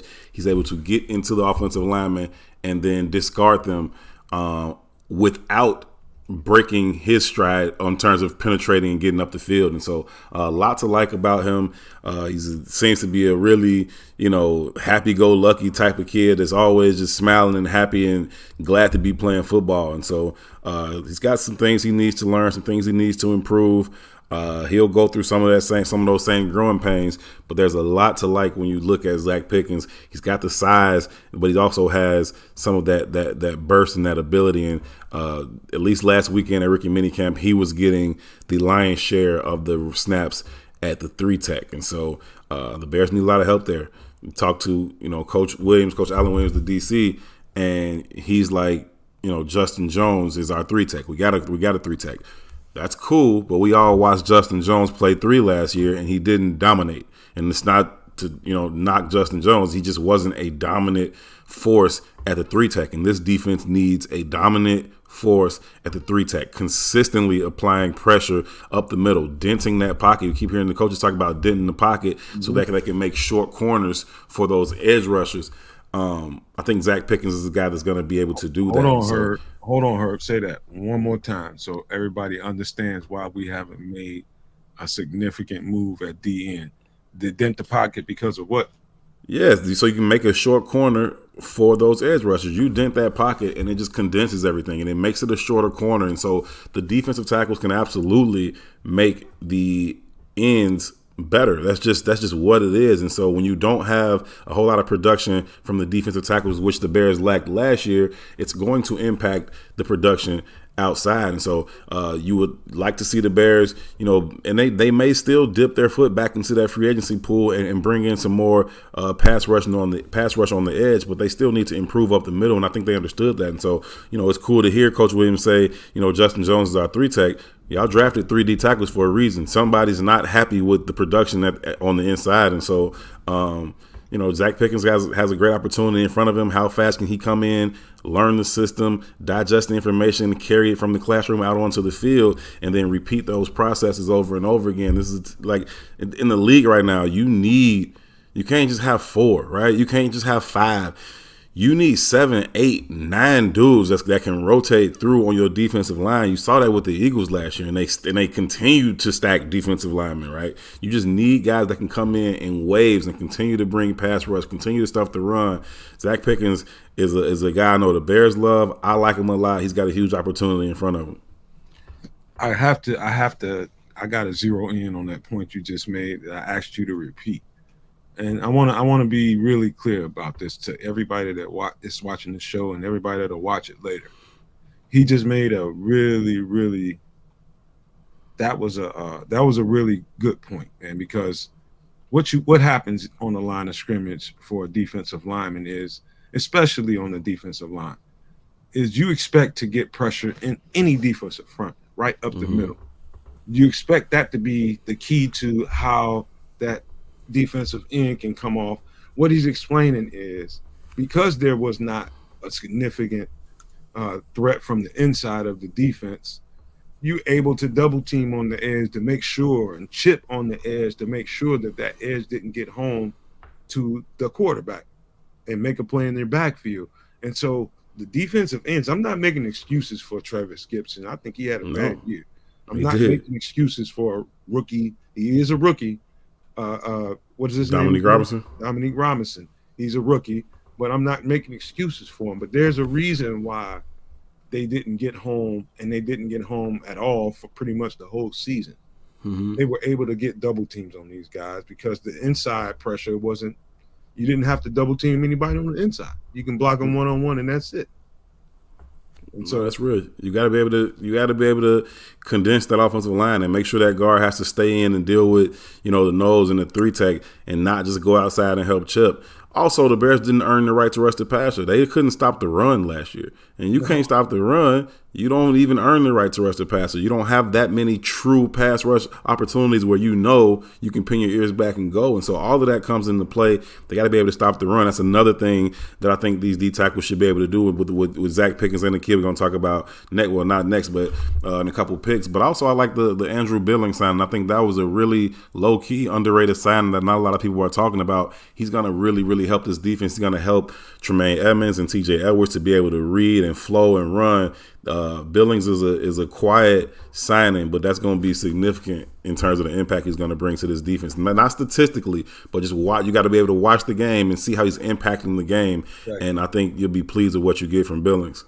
Exactly. You just forget the box scores, and I think a lot of our fan base, and it's just fans being fans, and you sometimes you have to ignore what you see. You have to, because you go out after the game, and I may say, hey, Andrew Billings played a hell of a game. He was dominating on the inside, and it's like, and then somebody will grab the stat sheet and say, he had 1 tackle and no TFLs, or he didn't have no. Listen, you got to understand the game, and sometimes you have to be able to make the play without making the tackle.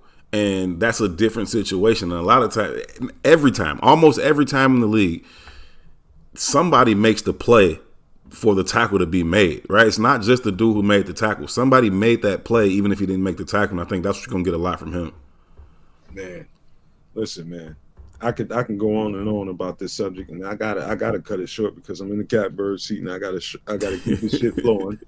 But listen, man, what I think about Zach Pickens is he's one of those guys that if you heard him in his I think it was his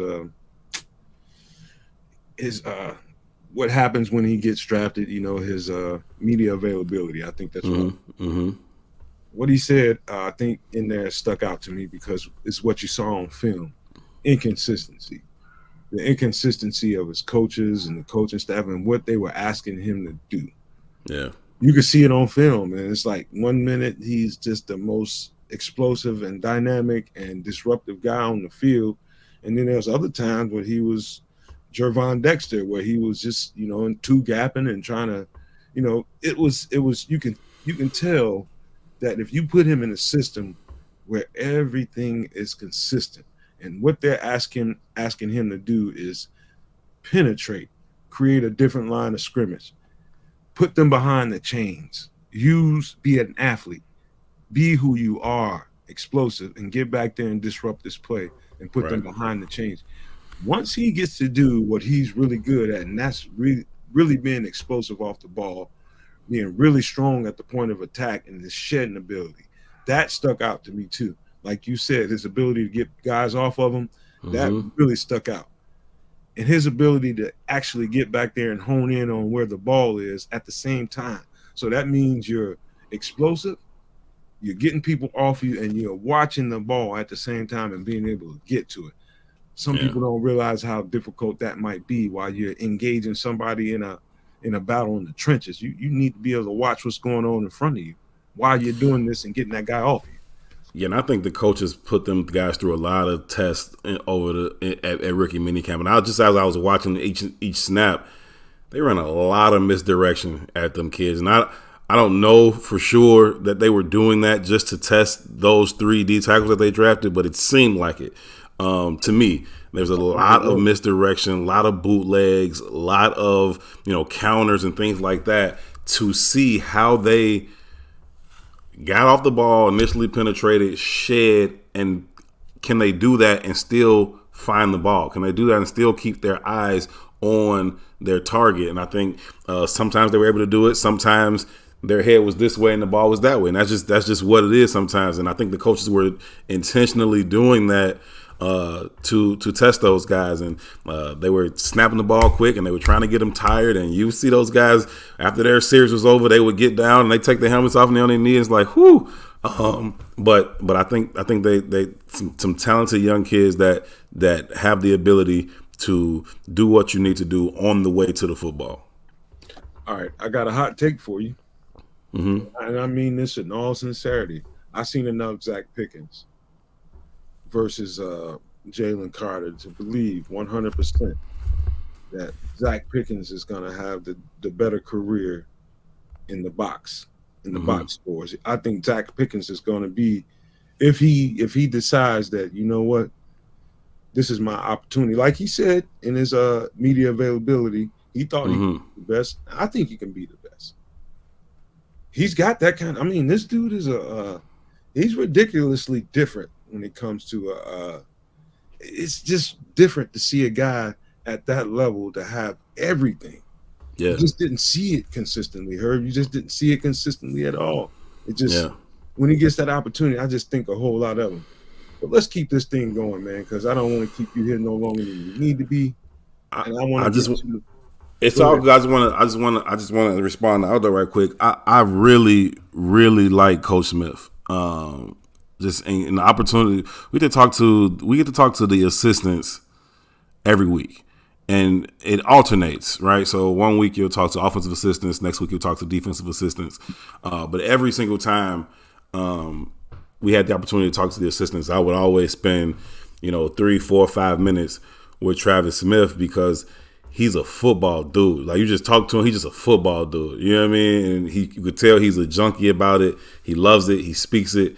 And I did talk to him probably for about 10 minutes on Saturday. We talked to the assistants after practice on Saturday. And, I talked to Coach Smith for probably about 10 minutes. A lot of good stuff on the record, a lot of really good stuff off the record. But I like him a lot. I think he's a really good coach, and I think that, he's going to get the most out of these kids. My bad. You know what, man? Because I want to get this done for a whole bunch of different reasons before the 2-hour mark is up. But I don't want to rush anything. I want you guys to keep asking questions. Any questions you have for Herb, any questions you have for me, keep them coming. Hopefully we can get them in the next 30 minutes. But the next guy, we might as well skip Javon Dexter. I think we got that, right? Yeah. Let's go ahead and get to Darnell Wright. Wait, you jumped over Tyrique too. Oh, my bad. I was moving around, man. My bad. Okay. I have my thoughts on this guy for a whole bunch of different reasons, but we here to hear her. Great size, good instincts, physical. He wants to come up and hit you. He wants to. Some corners don't want to. Some corners will. but not a whole lot of corners want to. He wants to come up and hit you, and that's a different situation. Had some growing pains. Obviously started his college career at Georgia. Didn't like the role that they had him playing in. He's a highly recruited kid. He wanted to be kind of that starter on the outside, and they wanted him to play more of that hybrid safety kind of spot like you see from maybe a Tyrann Mathieu. That's not what he saw himself as. He wanted to be a corner. Bumped heads a little bit with Coach Smart there.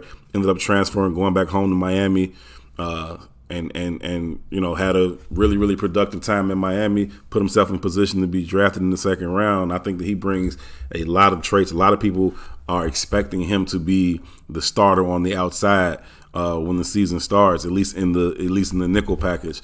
So we'll see what comes from that. But a lot to like when you break down Tyrique Stevenson's tape and when you just kind of look at him and his measurements. Hey, listen. I'm just going to tell you my experiences with guys from Miami, and I don't want to put every Miami guy in the bucket, and that's not. But once you get up close and personal with some guys from Miami, Miami guys are different, man. They are different. They want to be goons, right? Especially when they're playing football, and even other parts of their lives too. They want to be goons, and they act like it on the football field. They want to be intimidating. They want to be imposing. And tell me if you do or do not see that in his game. 100%. And so with that, I think he's an absolute steal. I can remember when Aldo was sending guys down to the Senior Bowl, and he asked me, he was like, are there guys that you want to pay close attention to? And I know for a fact that I told him this. Aldo, let me see, where's Aldo? Do you remember that? Oh, yeah. That's why I remember that. Okay. Like it was yesterday, brother. Like it was yesterday. Absolutely. I didn't mean to catch you off guard, but I had to throw that in there, and I want everybody to know that was my special guest, Aldo Gandia from the Barroom Network, so everybody knows that, hey, we still love each other, man. I'm always going to love Aldo, man. And I'm going to always love you. And I got to tell you, I'm just sitting back here the last, 90 minutes listening to you and Herb. And it's like free jazz, the way you guys are talking about football. You're talking about draft picks, but you're also expanding the conversation wherever it goes. This is not great radio. This is great podcasting. This is beautiful. I'll let you guys get back at it. Thank you, Aldo, man. Although salute to you too, man. I've appreciated your work for quite some time, man. So salute to you. Yeah, but this dude right here, man. This dude is everything you want in a corner. Everything. The only thing I could say about a Miami corner, and I am kind of stereotyping, they are known to be aggressive. They are known to be overly aggressive. And what that means, and what I'm saying by that, I don't mean to besmirch the guy. I mean to say that, to mean that you can get overly aggressive in a football game and it can bite you. Sure. And so that's the only thing that bothers me about him. It doesn't really bother me. I'm glad that he's got enough confidence and he's cocky enough to be willing to take those chances, to get his hands on the ball. I just don't want him to really make that part of – you got to be careful with that when you're a rookie. No, I'm with you on that, man. But if you're going to make mistakes, make them full speed, right? And make them with effort. You know what I mean? Let your mistakes be out of effort and be out of aggression, not stupid aggression in terms of, after a whistle and doing stupid stuff like that. But trying to make plays on the ball, taking those breaks and trying to jump those routes. And sometimes you might get burnt. But the hope is that, more times than not, you'll win. And that's how you make big plays. That's how you impact the game. And that's what you see from some of the best, ball hawks of all time, especially when you talk about these guys from the U, the Ed Reeds of the world, the Sean Taylors of the world, all of these guys, Philip Buchanan, all these guys that come out of there and they're just hawking the ball.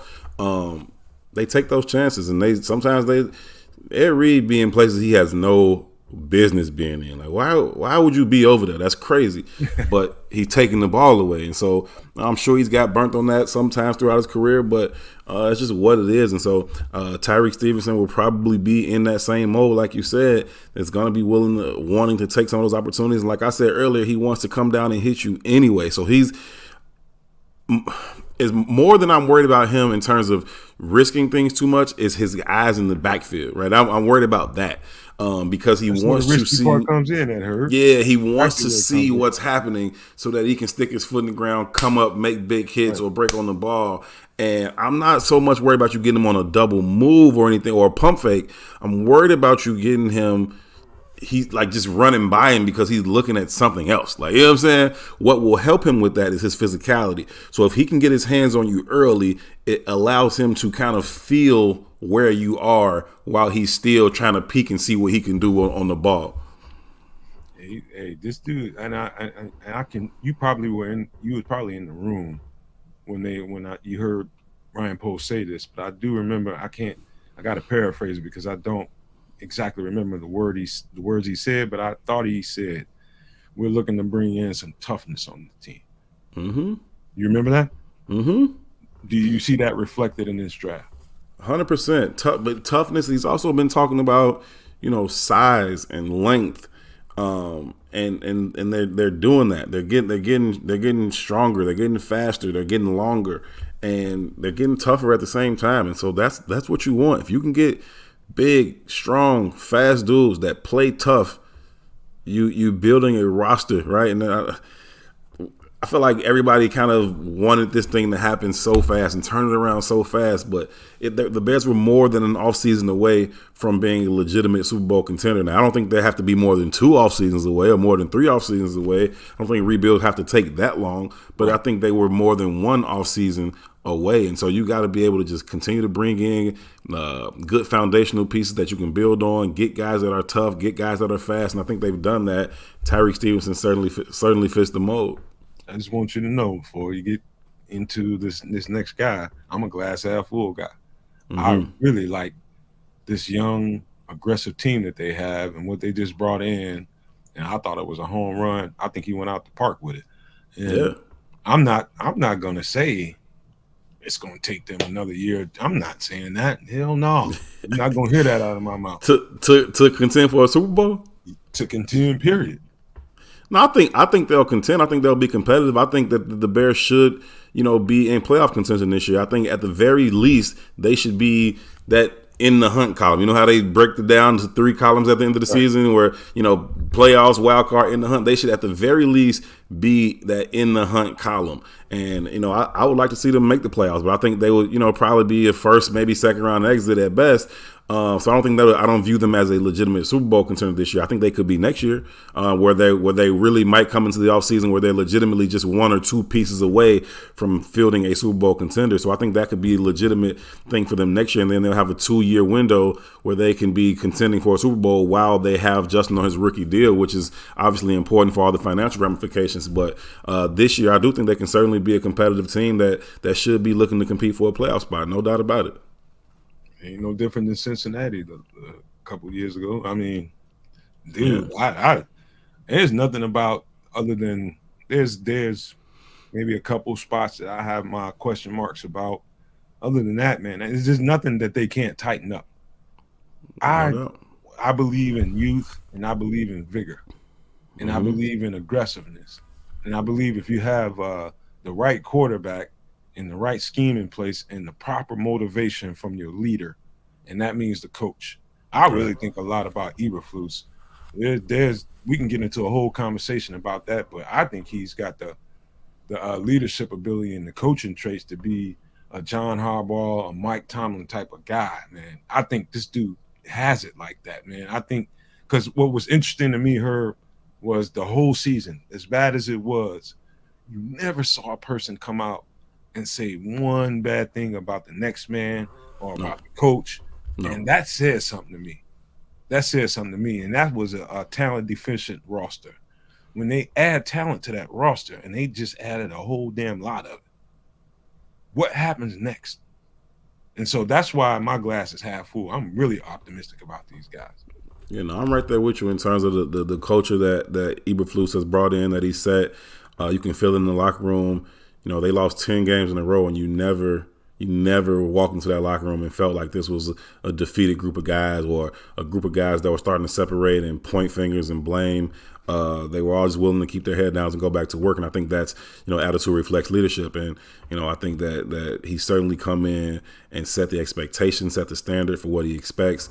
And there's a sense of direction for who this team wants to be. And it's just now it's just about adding the talent so that they can be that team. But once you put the adequate talent with the positive culture and professional culture that they have in that building, then you have a potential to build something special. So I like what Eberflus is seeing. Again, some people just kind of look at the results. Same people that pull out just the stat sheets to see if you had a good game are the same people that only look at your record to see if you're a good coach. And it's not the same thing. So, I like what I've seen from Flus so far. Yeah, I can go on and on about that again, but that's a whole nother show for us to do over here. But let's get to the next guy. Let's just go ahead, man. Take off. Kids got to be great. Kids got to be great. Not good, not decent. This kid he's got to be here for at least 8 years. And I mean, he's got to get a second contract, right? He's got to go through his rookie contract and he's got to get another contract here. And over those 8 years, he needs to go to at least 5 Pro Bowls. He has to be a great player for this team. They picked him at 10, invested heavily in him. Not only did they do that, they chose not to go a lot of other different directions that they could have gone to. And you talked about Jalen Carter being on the board for them and a lot of reasons why you don't want Jalen Carter. And I think Jalen Carter will be a phenomenal player, and I think he's gone to the perfect team to be able to do that. And just because – and Jalen Carter will always be tied to this pick. Him and Darnell Wright, him and the Bears will always be tied together. That's just the reality of the situation, whether Ryan Post likes it or not. And what people need to understand while they're tying Jalen Carter to the Bears and to this pick and to Darnell Wright is just because Jalen Carter may go on to Philly and have a phenomenal career, which I think he may, doesn't mean he would have done that here. That's a completely different situation. It's a completely different locker room. That locker room is built with veterans that are able to absorb some of his immaturity that he may be bringing into the room. I'm sure the moment he got to that facility, they had, Fletcher Cox and Brandon Graham meet him at the door and say, you come with us, put his locker right in between theirs. You do what we do. You go, we go. This is how we're going to do things. The Bears don't have that kind of locker room. It's a bunch of young, impressionable kids. You can't bring in a top 10 pick that you have questions about in terms of his professionalism and maturity. So I get why they passed on that. I also get why they like Darnell Wright, and I think that both things can be true. They aren't mutually exclusive, right? I liked Jalen Carter a lot. I would have been excited to see him as a Bear. But I also really, really like the pick of Darnell Wright. It doesn't have to be either or. I think they made a phenomenal pick in Darnell Wright. It's a huge kid. You see it right there, 6'6", 335. He's got the ability to move his feet. He's got the long arms that Ryan Poles likes from his offensive lineman. He's nasty. He's finishing plays. He's finishing guys. He's seeking out work, right? And so that's something that you don't always see guys doing. You talk about seeking out work.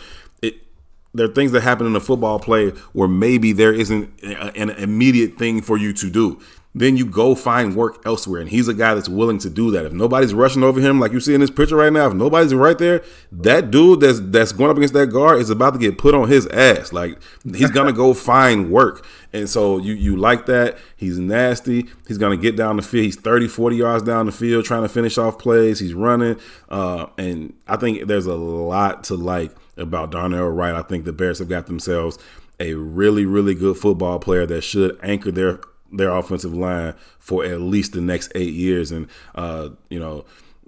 he's got to. He has to. But I think not only does he – I'm not just saying that he has to. I'm saying that he can, and I think that he will. I think they got themselves a phenomenal, phenomenal football player at the number 10 pick.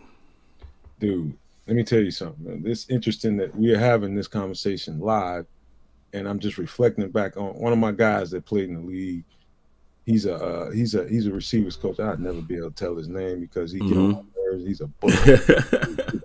But we was talking about him, and we was talking about the difference between the two organizations, and where we talking about Jalen Carter and where he might land and why it wouldn't be a good idea. He's talking about NFL locker rooms to me, and he told me. And I know this to be a fact. Even in college locker rooms, you can see this kind of thing. These dynamics play out. is when you have a guy that he's a top dog, and there's nobody that can check him, and that would have been the Bears locker room. Right. That makes room for that kind of personality to really fester and go bad, versus what you just got through describing when Fletcher Cox and Brandon Graham are right there to make sure, hey, dude, you ain't running nothing here. Right. You do what we tell you to do, and that's going to be that. It's somebody that checking that can kick his butt. Right. And that's the main thing, when it gets down to it, young guys like him with all that piss and vigor need somebody that can kick their butt. Yeah. So some guys that already got skins on the wall. The Bears don't got that. Right, exactly. So it's a perfect place for him, and I do believe he's going to have a really good career. And that's nothing against Ryan Poles and the decision that he made. That was just the right place for that young man to be at this particular point. And I'm glad he went there instead of here. You know what I mean? It was just the right thing to do. However, this guy right here, look, and I got to say this for my man Cornelius Squalls and my man, I think it was Cornelius Squalls in particular. I let him know many times on different shows that I was on, and definitely on the bar room, that I thought that Carter Warren was the best, most versatile lineman in the draft. He had injury problems, but this dude, his ability to go from right to left was unlike anything I had ever seen in my life. I mean, I've never seen a guy mid-series get up from left tackle and go to the right tackle and play equally as well. That dude is versatile. Now, the best overall lineman that I seen in the draft, whether it's tackle, guard, was this dude sitting here in the black and orange. Absolute dominance. And to a level that it's just like, I don't want to name no names, but I was on there and guys were saying he's not a fit because he's not athletic enough. But I'm just like, what? That's not even true. Looking at? Right. I'm not looking at the same tape. This dude has feet like a ballerina, man. Yeah. This dude's like a dancing bear. I mean, he mirrored everything that came in front of him. Was a large defensive lineman, was a small one, quick one. Didn't matter. He mirrored whatever that guy put in front of him, and he matched it. That punch that he has. This dude is a steal. He's probably, I don't want to reach too high, but he's going to have rookie Pro Bowl ability, I think. I seen that much in this young man, and I think the world of him. And hell yeah, it's the right pick for the Bears right now. Yeah, definitely the right pick for the Bears right now. Feels a huge need for them, and he's got great upside. I mean, he's got that ability to be wrong, to be right even when he's wrong, right? So if you get him with your initial move, or he oversets or something like that, he's got the ability to then anchor off of that and still save the rep. You know what I mean? And you hold on, no. Herb, that's the reason why arm length is important. It's because, like you said, even when you're wrong, if you have a decent arm length, you can correct yourself. You can get to a play with your hand and actually stop disaster from happening if you have the arm length. If you don't, it's going to be, you know what I mean? That's important. But sorry for the interruption. Nah, you good. You're 100% right. And you also factor in what you were saying about Braxton Jones. This isn't, Darnell Wright does not have small legs. He does have a firm backside. Like he can withstand that. So even if you get him off balance and then try to go through his chest, he can still anchor and stand up to that. If Braxton's wrong at first and then you convert speed to power, you can go straight through him. We saw that last year. That's not the case with this kid, right? And that's I'm talking about coming as a rookie without having to, develop that NFL strength. And he will get stronger and he will get his NFL body too. But from day one, he'll be able to withstand some of that more than we saw from Braxton Jones. This kid has everything that you need, and he talks it the right way. Everything you hear about him is positive. Seems like a really good kid. Says all the right things. I don't see any way this kid doesn't become a perennial Pro Bowl performer for the Bears, and it's exciting because we haven't had that at the offensive line position, right? We've found some guys late, whether you talk about Braxton Jones or Charles Leno, that are serviceable, that can be professional, linemen for you. But to have that dominant guy that you take in the first round, we haven't had that. We saw with Cal Long, and injuries kind of derailed his career. We saw us swing and miss a few times, whether you talk about the Chris Williams of the world. Oh my God. It's you know what I mean? Like to have this dude is really, really, really exciting. And if you Justin Fields, you got to feel good about this one. Okay, before I bring Aldo in here and before I let you start answering these questions, just a bunch of them, I'm sure. Okay. Listen, I think this. You tell me if I'm reaching, and be honest with me, man. I think we've got some hellified talent evaluators in the GM, the assistant GM, those scouts, and I cannot leave out Coach Flus and his staff. Yeah. I think the combination of those guys together, turn this into. I think we're gonna remember this draft for a long time, man. And I think they did. I think they killed it, man. Their ability to be able to evaluate this talent, man. I don't remember in my lifetime a draft this well. And it is on paper. Let's be clear about that. This is on paper, and they do have to put this together.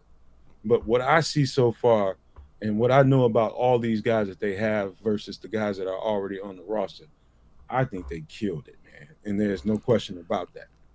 No, I'm in full agreement with you, and shout out to those scouts, man, those area scouts, and shout out to Sam Somerville, man, who was an area scout, then he got promoted to the national scouting director or whatever it is.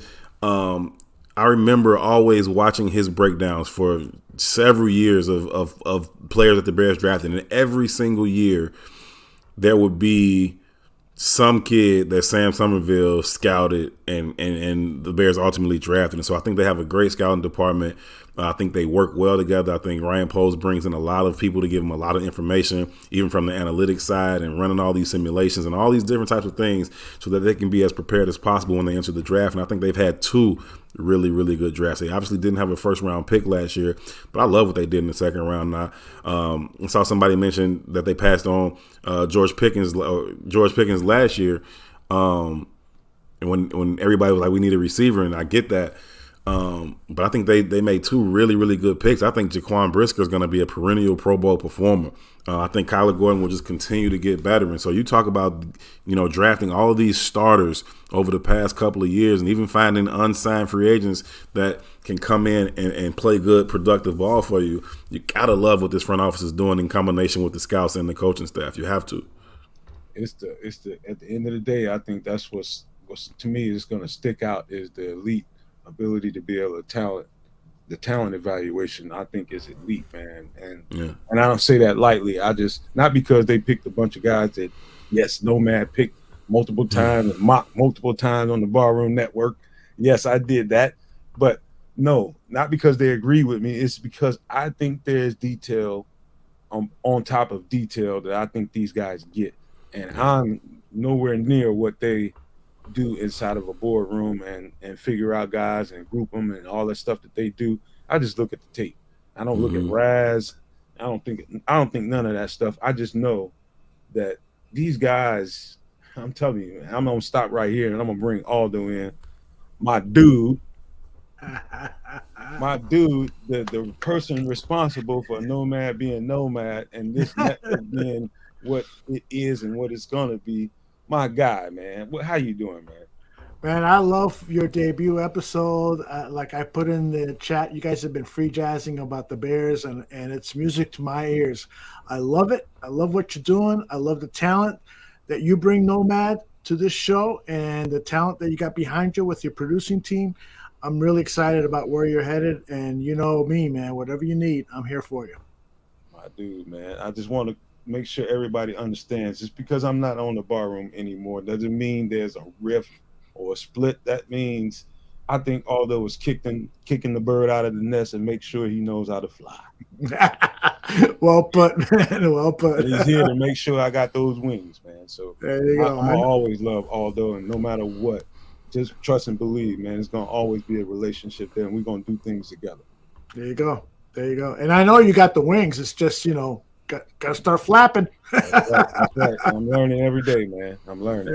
There you go. Let's hit Aldo and Herb with these questions. I know y'all gonna talk to me all day on Twitter, but it's about these two guys right here.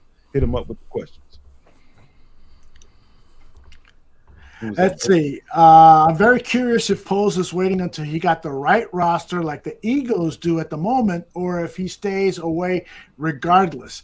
And what he's saying is, J2K and I and others were having a conversation in the chat is the team going to take a chance on a Jalen Carter type character person?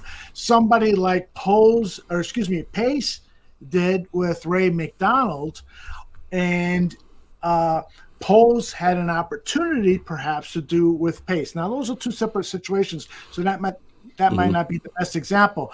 But my response is you got to have a locker room that is appropriate to bring in a young blood who could have some issues, and you have that leadership there to tutor him, mentor him, and help him through his journey in the NFL. I could tell Herb agrees with me.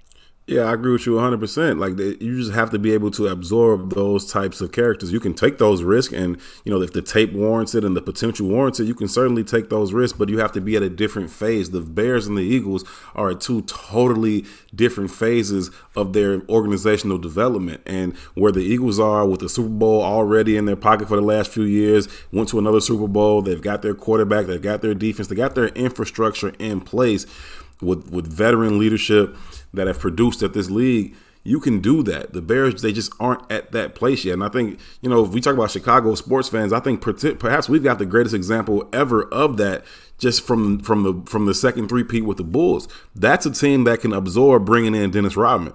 Other teams couldn't. You couldn't bring in Dennis Rodman to the mid '80s Bulls. You couldn't. They weren't ready for that. But after you've already won 3 championships, you've got your leadership in place, the system is set. You can absorb him coming in. He's going to come in with his foolishness. He's going to do some of his stuff, but we can absorb that. We can get Michael Jordan and Scottie Pippen around him. If they got to tackle him on the floor to keep him out of the fight, we've seen them do that. If they got to say, we're going to give him the weekend in Vegas, okay, but you have the locker room that can absorb that and do those types of things. And so I think, here in Chicago, we've probably seen the greatest example of being able to, take that huge risk if you think your locker room is able to withstand it. The Bears just aren't there right now. Going forward, they should get to a point where they're able to do that, right? As they, have some of these foundational pieces and these young guys become veterans and leaders on this team, then yeah, they'll be in a position to say, oh, we just really need this one player, but he's got this issue or that issue. Then you can bring him in because you'll feel more confident in your ability to keep him in check. So at a different time, sure, they'll be able to take those swings, but not right now. Herb, you've been up close with Justin Jones, who was named team captain after Quinn was traded.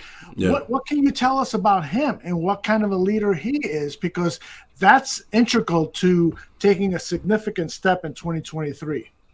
Yeah, I think the intangibles, I think Justin Jones has a lot of those things. He's always willing to stand in front of the media and answer the tough questions. He's always, willing to give you some of his time. He also seems to be invested in some of the young guys and willing to answer their questions and help them come along.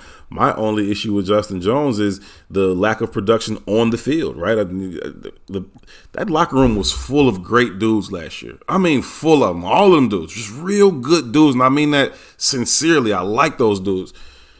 That didn't turn into wins. That didn't turn into a lot of production. And so we need good dudes that can ball, right? Not just good dudes. We need good dudes that can ball. So I think Justin Jones is a good dude. I think he's a good leader. I think he's a good example for some of these kids to follow about how he goes about his business.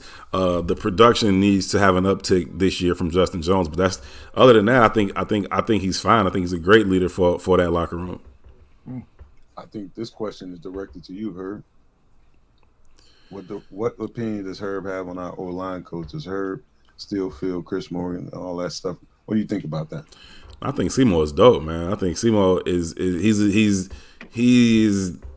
what you think an O-line coach is. You know what I mean? Like when you think about O-line coaches, he's that type of dude. He just comes in, he's kind of no nonsense. He understands the game. He just talks about it. He calls it as it is. He doesn't sugarcoat it.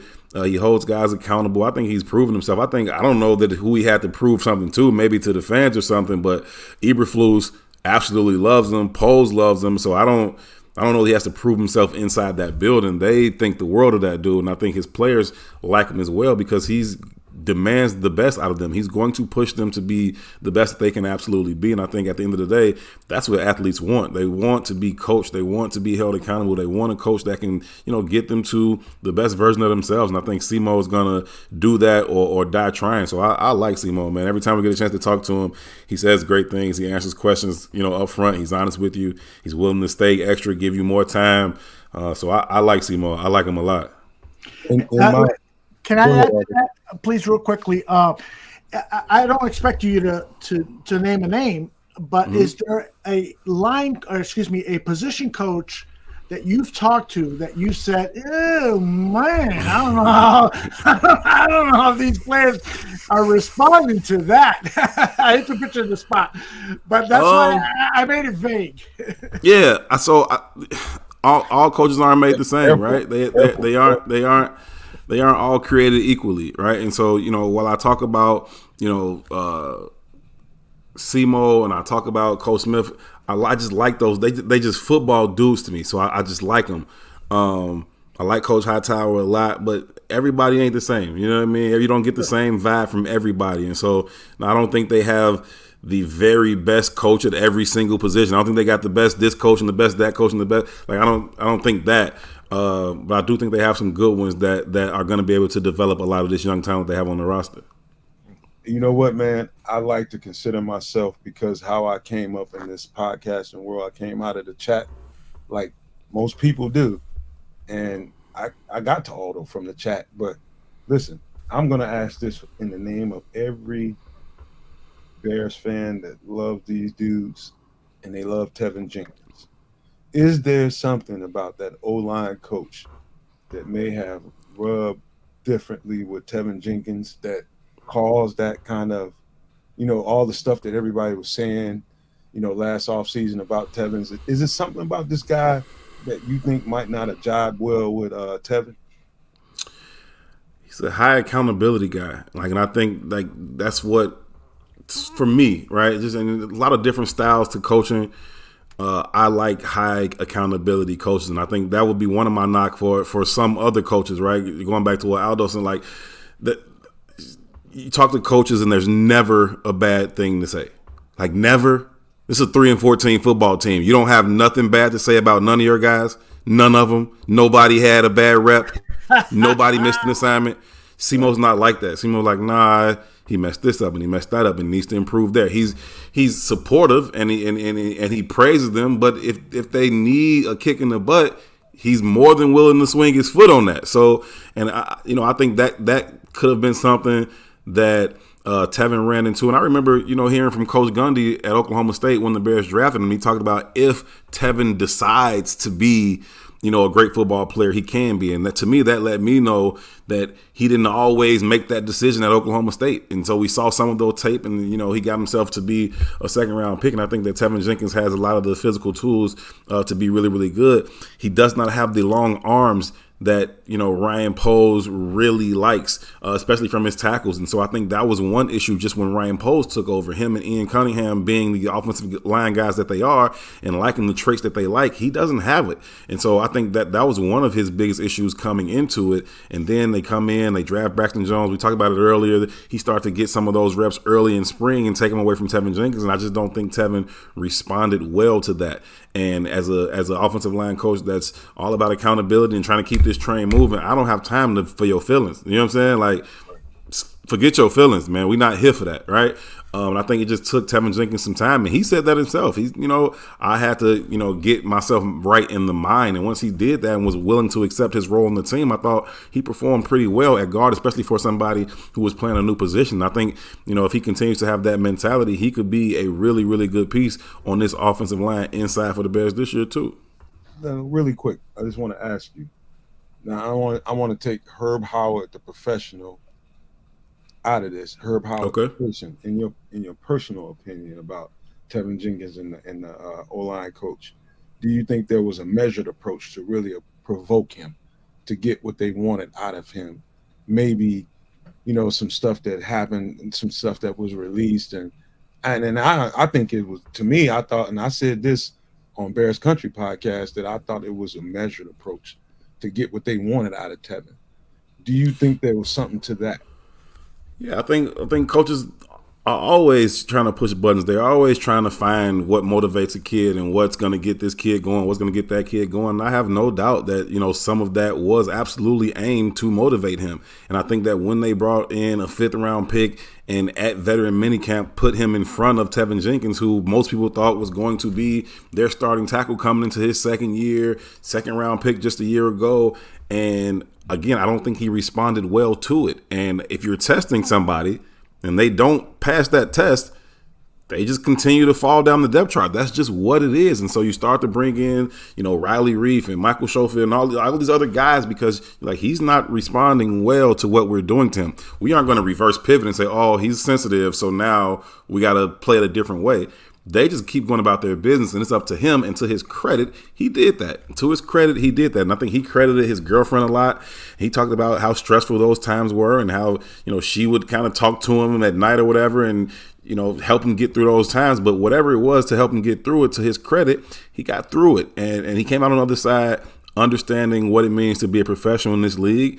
And again, he was able to contribute to this team last year, and I expect him to do the same this year. But yeah, I think it was absolutely intentional to find out what makes this kid tick. He doesn't seem to be, firing the way we need him to fire.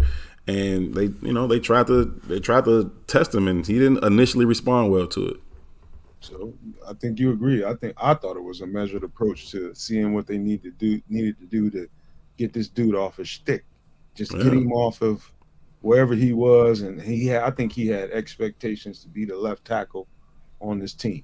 I think he thought of himself as the next left tackle on this team. To this day, I didn't not like his performance at left tackle. He was a rookie, and what he put on tape, I did not dislike. He had his shortcomings like any rookie would, but I did like what I saw on tape with him at left tackle. And so to me, I thought it was inside Tevin. I thought there was a little bit of I'm looking for the right word. There was a little discontentment about what they wanted to do in him. He didn't see himself as a guard.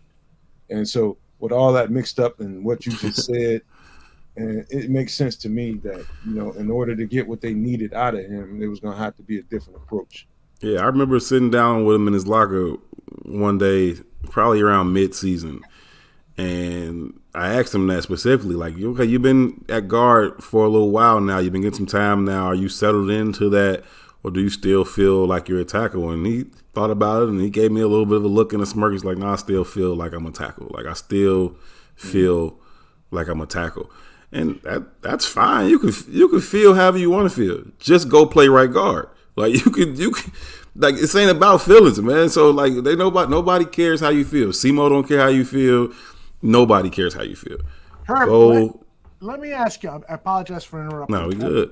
But do you think that has a lot to do with the money that tackles are paid over the guards? And I've been, for the last probably 5 years, been saying that the guard position, because of today's NFL with the quick passing, you got to release the ball right away. You can't let that inside pass rush disrupt that short passing game, that the guards have become as important as the tackles and should be paid commensurately. But do you think, to my original question to you, do you think that Tevin Jenkins was saying that because he knows that currently that's where the money is?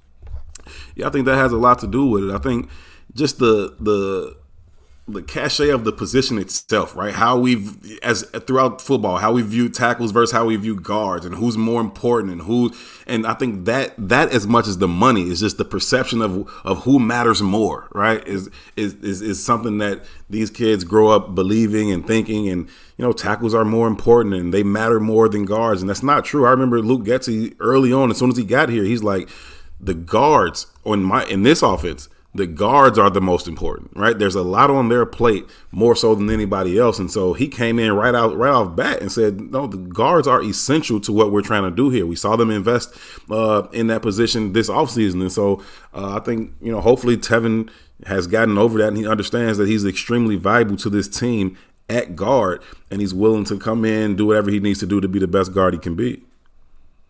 Wow. You know what, man? This whole conversation is enlightening to me, because this is the stuff that I've been wanting to ask you for a year. You know what I mean? It's stuff that, bunch of us in the Bears multiverse, that just constantly we go over and over and over with this stuff, and you clearing up this stuff for everybody to understand what it might have felt like, or what it might have looked like on the inside of that thing is vitally important in Bears coverage. And I'm here to be able to bring some of that to the forefront so that people understand and don't have to speculate as much. You really help us with that, Herb, man. And I also appreciate you being here and being able to do that, because you just answered a whole bunch of questions. And I hope you go in the comment section after this show, because I'm sure we won't get to all the questions they have for you, man, and answer a few of them, man, just a few. But no, I'm happy to be here again, man. Thanks for the invite. I love to talk ball. I love to talk Bears. I love to talk ball and Bears with people who know ball and Bears, right? And that ain't it's not common, right? A lot of people talk ball and Bears, but not necessarily knowing it. And so it's fun, man. I just look up in 2 hours and 10 minutes. It don't seem like that. It's like we just been chopping it up, talking ball, and you look up later, it's a couple hours. So it's all good, man. I'm happy to be here. Well, I'll definitely check some of the comments. It's also good to talk to Bears fans who know that they don't know about Bears football, right? And they're like want to absorb information as opposed to sharing misinformation or information that they've gathered with very little studying. Yeah. And that's been my problem with fandom, throughout the years. You sit around and you listen to conversations or you talk to people, and it's like, where the hell are you getting that opinion from? And when I had my brother-in-law, I love you, Bill, but when I had my brother-in-law tell me, man, the Bears getting rid of Brian Urlacher was stupid. I'm like, he couldn't run. No, just him being around would have been great. No, he couldn't run. It's not understanding the little things. And so I knew Brian Urlacher was done on a great play. It was the pick six in Tennessee. Yes. And he got a pick six. He's done. He's finished. You know what I mean? He's finished. The way he was running, yes. What? Laboring down that field, down that sideline. I know it was a pick six. Wonderful. He's done. Hey, Herb, I think I got a start comment I think you ought to see. Let me pull that up.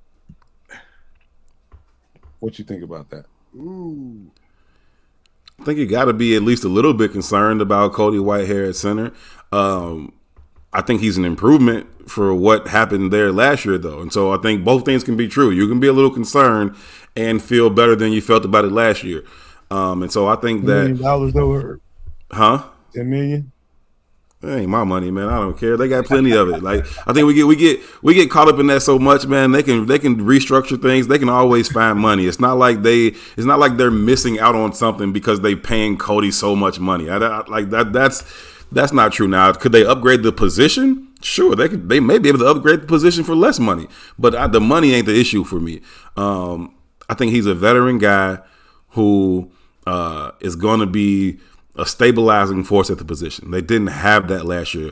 Although just talked about that immediate pressure up the middle. Any quarterback will tell you that that's more disruptive than any pressure you can bring off the edge. There's a lot of things you can do to kind of neutralize or mitigate pressure off the edge. There's nothing you can do about a dude putting your center on his ass as soon as he snaps the ball. There's nothing you can do about that. And so you got to have, somebody just to stabilize the position. I don't think he's going to play elite level ball there. And we'll see what happens with, Lucas Patrick and all of that. We'll see. But I think that, I understand the level of concern for Cody being there, but I also feel better about that than I did about the situation they ultimately had to play with last year. Hey, Herb, can I follow up with that question on Whitehair? I have some concerns about his love for the game still. He seemed to be not really tuned in last year. And there were some questions I heard within the organization whether his heart was still in it. And, what's your thoughts on that? It's a tough read. Cody's a tough read. He's not a rah-rah guy. He's not a real emotional guy. He's kind of the same all the time. His facial expression, I can't, like, as I think about him, I can't really think about him smiling. I can't really think about him frowning either, right? It's just, just a even keel dude all the time. So it makes him tough to read. I do know that anytime players in this league get paid, people immediately start to watch out for the decline in desire. And I think that kind of gets tied to guys a lot. We saw that with Bojack and things like that. And maybe it's true sometimes. And maybe it's true of Cody. I'm not willing to put that on him because that's not something that I've necessarily thought about him. Seems to be a guy that likes the game, that loves the game. So I won't put that on him. I do think he's had some tough stretches and some bad games. He's had some injury issues as well. But I do think, again, he can be a stabilizing force in the middle. You're going to put, Nate Davis on one side of him. You got Tevin Jenkins on the other side of him. Then you got a couple young kids on the outside. They need that kind of veteran presence to kind of be that glue, and hopefully he can be that. So I don't know if I would say that about him. I'm not saying that that's not true, but I wouldn't make that claim about him. And I would imagine, too, that he is probably not the happiest offensive lineman given what he has had to go through over the last several years. Multiple offensive line coaches, multiple system changes, don't know who's going to play to the right of me, don't know who's going to play to the left of me. He's had a tough go here with the Chicago Bears, and it might have impacted his performance and might have impacted his behavior or attitude. No, that's real. That makes a lot of sense. You're moving back and forth, guard center, a lot of change in and around you. That can make it tough on anybody. So I'm sure all of that factors into it. I think a lot of times these are people, man. I think sometimes that gets lost on us as just observers or fans or whatever. We don't understand. Like, these are just people, and so I don't. Whatever your job is, if that changes every other month or whatever, like, hell, do this. No, actually go do this and work with this person. No, go work with that person. Oh, the boss just changed too, and the manager just like, what? No, I don't want to be here, fam. I'm not with this. So it's just natural. Oh, that's part of my concern is that I remember the first time they switched him to center, it didn't. Hold on, Chris. Hold on 1 second. Yeah. Mm-hmm. So everybody knows, that's my mega producer in the background, Chris Washington. He hasn't introduced himself. Thank you. That's the guy that got all this up and running for me. Just so you guys know who you're talking to. All right. Thank you, sir. I forgot the question now.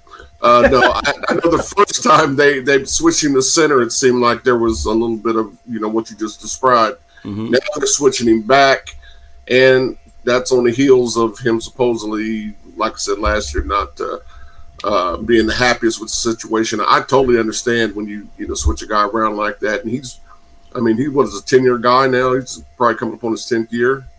Not quite, but yeah, he's getting close. Is he one and done at center, you think? I don't know. I think they would certainly like to get younger, to get better at the position, and I don't know. Like, I think they'll still give Lucas Patrick an opportunity there. I think Cody Whitehair is the leader in the clubhouse, if you will, but I think they'll give him an opportunity, and I think they're going to do whatever it takes to find the best five. And so we can predict who is going to be left to right today as we sit here in May 7th or whatever, but come September, it could be jumbled, not necessarily a whole different group of guys, but it could be jumbled up in a different way. They're going to try and find the best five, and they're going to go through that full process of mini camp and training camp and preseason and joint practices and all of that, and something's going to tell them these are the best five, and that's what they're going to go with. And I don't think that veteran status or contract status is going to factor much into that decision. So not a mistake to skip over Schmitz. He was sitting right there at him. For him at 56. Yeah.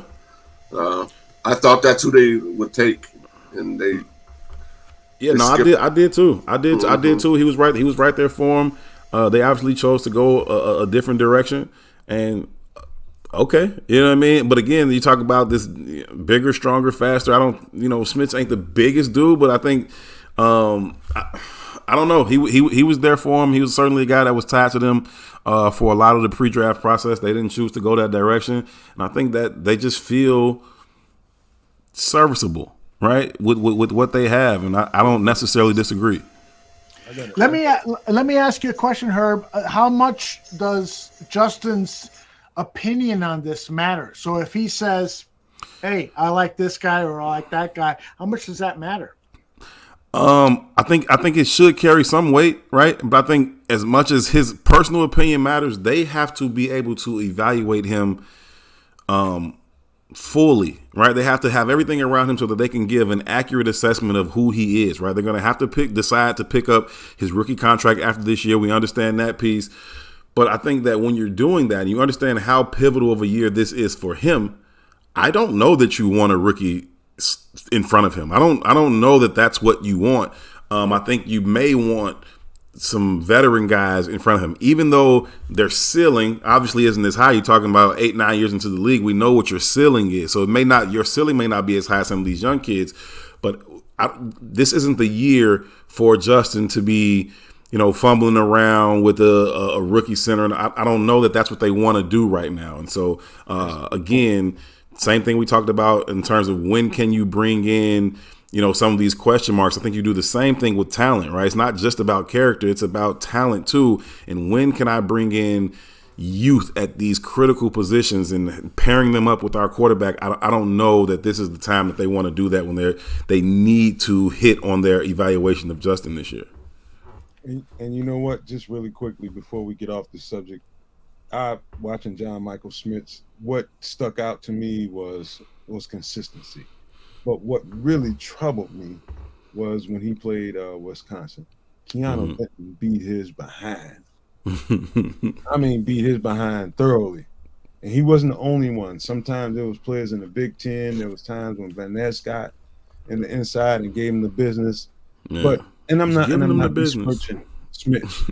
I'm just saying the guy has flaws. He looked really good on tape consistently, but like Herb said, man, is this the right time to really be thinking about starting a rookie center? I kind of agree with what Herb said, man. Maybe you do need a veteran right there to make sure that this thing goes well. Yeah.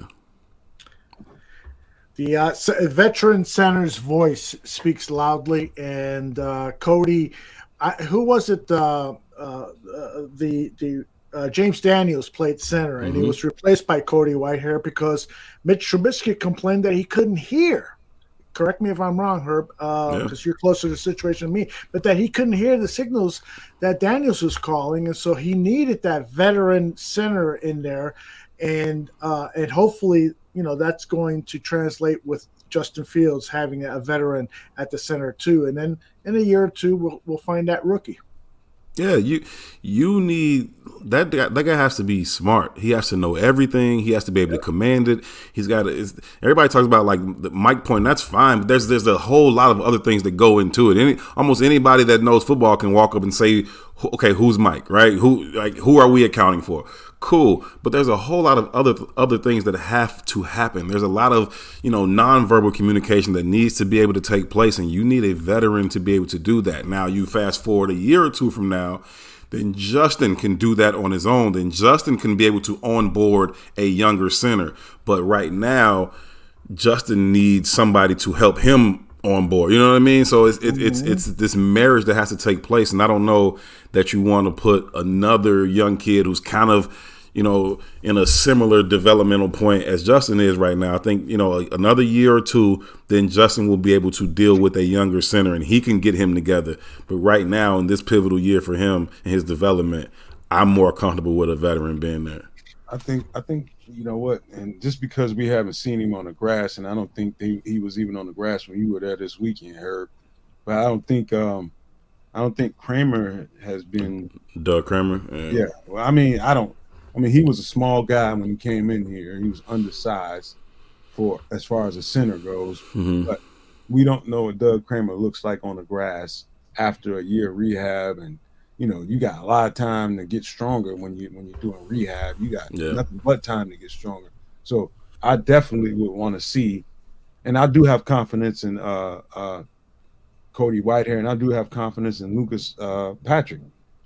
what Doug Kramer looks like is going to be something I would definitely like to correspond with you about, and just to see how his progress looks. So I'm not so worried about center as most people are. I think they got stuff on the roster, and I think there's stuff still out there in free agency that you can still consider as an option. So I'm not as worried about it as most people. Yeah, everybody will definitely be, keeping their eye on Doug Kramer, as he gets back out there. We were hoping he would be out there last weekend. They said he was, and then he wasn't. But we'll see where he's at in his process. But I think they liked him. They brought him in for a reason last year, and they had good things to say about him. And so I think they liked him, and, understanding that he was going to probably be a bit of a developmental project. But, he's had that opportunity, and he'll probably have some more time to develop this year. And maybe you'll get a chance to see him on the grass a little bit and see, where that development goes and how they choose to attack that position going into next offseason. Okay. Unless you guys have some more questions that I haven't seen, and unless the producers have anything. Matthew's got one up on the screen right now. Okay, my bad. Okay. Did any rookie at rookie camp surprise you, or did you get a good feeling about after the rookie camp? Anybody. I don't care if it was a tryout or you did. Yeah. I'll tell you what, the kid Justin Broyles, the DB. Ooh, did you hear me mention? Did anybody see me mention him on Twitter? No. Nah. I did that a couple times, just so you know. Yeah, he's an interesting kid, man. Flying around out there, and before practice, we always talked about. Are you hear him talking about? Stay up, stay up, stay up. And I don't know that anybody told Justin Broyles about the stay up thing. He's out there making tackles. You know what I mean? And I'm like, I think like Justin Broyles is trying to make the team today, and it's like, calm down, kid. Right? You like the enthusiasm and all of that, but calm down. You'll get somebody hurt out here. So that kid is not going to shy. I don't think he's going to shy away from contact when the pass do come on. It was interesting to see him kind of flying around. He was flying around all over the field, maybe a little bit too physical, at the point of contact. But hey, Herb, you hear them cats when they get out there and they say, "I'm really like that."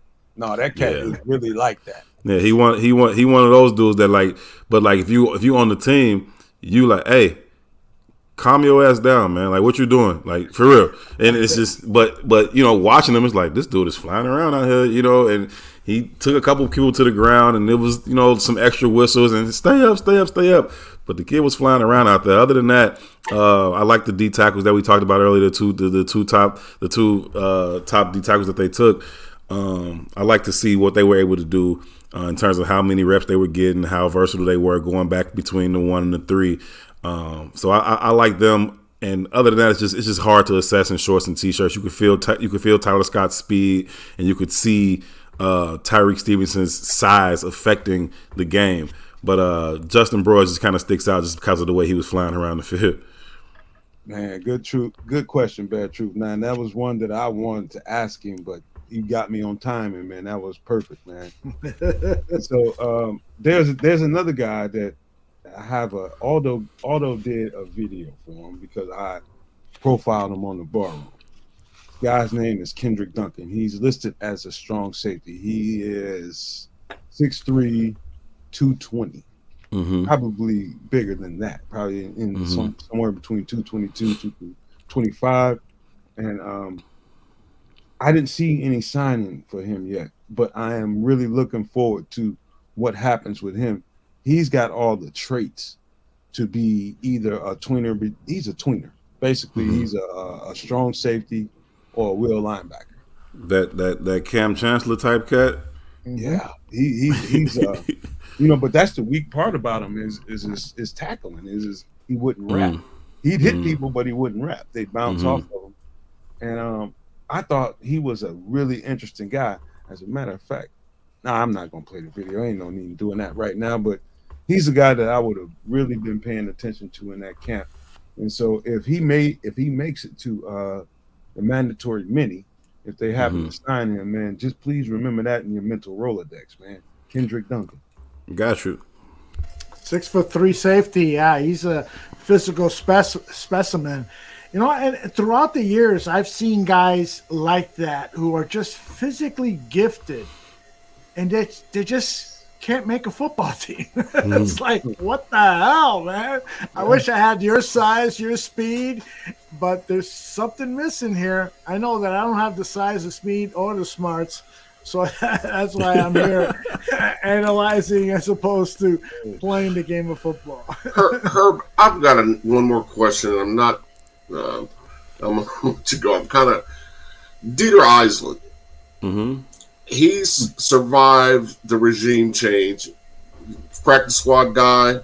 Yeah. Any prospect of him maybe cracking the starting lineup? I mean, he we talk about Kramer and we talk about Cody at center.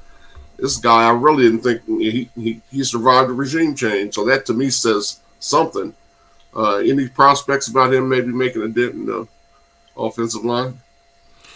No, not as a starter. I do think it's commendable to survive the regime change. Especially, he's also a guy that doesn't necessarily seem to have all the traits that Pose is looking for in terms of his offensive alignment. But he has survived the regime change, and so I think there's something to be said for that.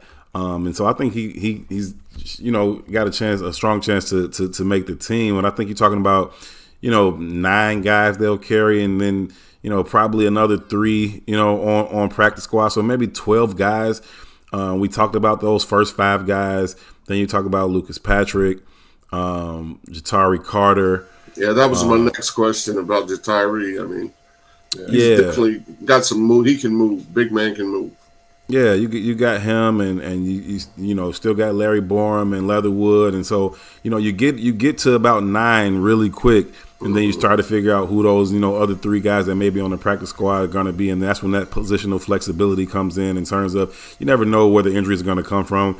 You would love to have your starting 5 guys play all 17 games, but that rarely happens in this league, and so you got to anticipate some injuries, and when those injuries do happen, how do you still field the best 5? And so ideally you would be able to plug in 1 for 1, but you may have to switch somebody around and plug in somebody else somewhere else, and so that positional flexibility becomes valuable. And so that's what you got to think about when you talk about who are those backups, and then even who's going to be on the practice squad. So I think Dieter has a good chance of still making this team and sticking around. They obviously like him, but starting, I don't foresee that, and I also don't want to. Herb, along those same lines, if I can interject a quick question, which Bears veteran do you expect will make a leap in 2023? Not any of these rookies, because it's unfair to grade rookies in their rookie year, right? So guys who have been under this offense and defense and special teams for 2022, which of those guys do you think in 2023 is going to make a big leap, like Velus Jones, like anyone, any one of the players who the Poles brought on or were with the Bears prior? Don't pick one, pick 5. That's tough. I can probably pick 5 for sure. I'll start with the guys that I think will be most important to their ability to succeed this year. So I will start with Travis Gibson and Dominique Robinson. Those are 2 guys that you need to take a step forward. I expected Travis Gibson to take another big step forward last year. He had a pretty good 21 where he was able to contribute with the opportunities that he had. Obviously, a different level of talent was around him then, but I expected him to take another step forward last year, and for whatever reason, it just didn't happen. And I would like that to happen for him. Another really good dude that I like a whole lot, one of my favorite guys in that locker room, but it just didn't happen for him on the field last year. So I hope he takes that step. Dominique Robinson has, the ability. He's got that natural athletic ability to speed. He can bend. You would like for him to be able to be a little bit more productive. He flashed early in the season and then kind of not so much as it went along. You would like to see him, be more consistent going throughout the year. Cole Kmet, just continue to take that next step. He was a guy coming into last season. I was absolutely sick of talking about his potential. That's all we talked about with Cole Kmet for a year. His potential. He could. And I said going into last year, I was like, I'm going to give this dude to mid-season. I'm going to give him about 8 games to decide, is he or is he not good at football? I'm sick of talking about his potential. And he started out slow, and then right around the midpoint, kind of got it together, and he ended up having a pretty strong second half. So I need him to continue that ascent. Those are the first 3 guys that come to mind for me. Chase Claypool wasn't here the whole time, but he needs to be good for them, right? You talk about investing a second-round pick that turned into number 32 pick, essentially a first-round pick. You need that to pay dividends for you. He needs to be good. You brought in DJ Moore. Anytime you're able to improve a position group from the top down by bringing in a number 1, that's what you want to do. And so you push Mooney and Claypool and those guys down a spot, and that's what you want. But Chase Claypool has to be a really, really big factor for this Bears offense. It's concerning to me.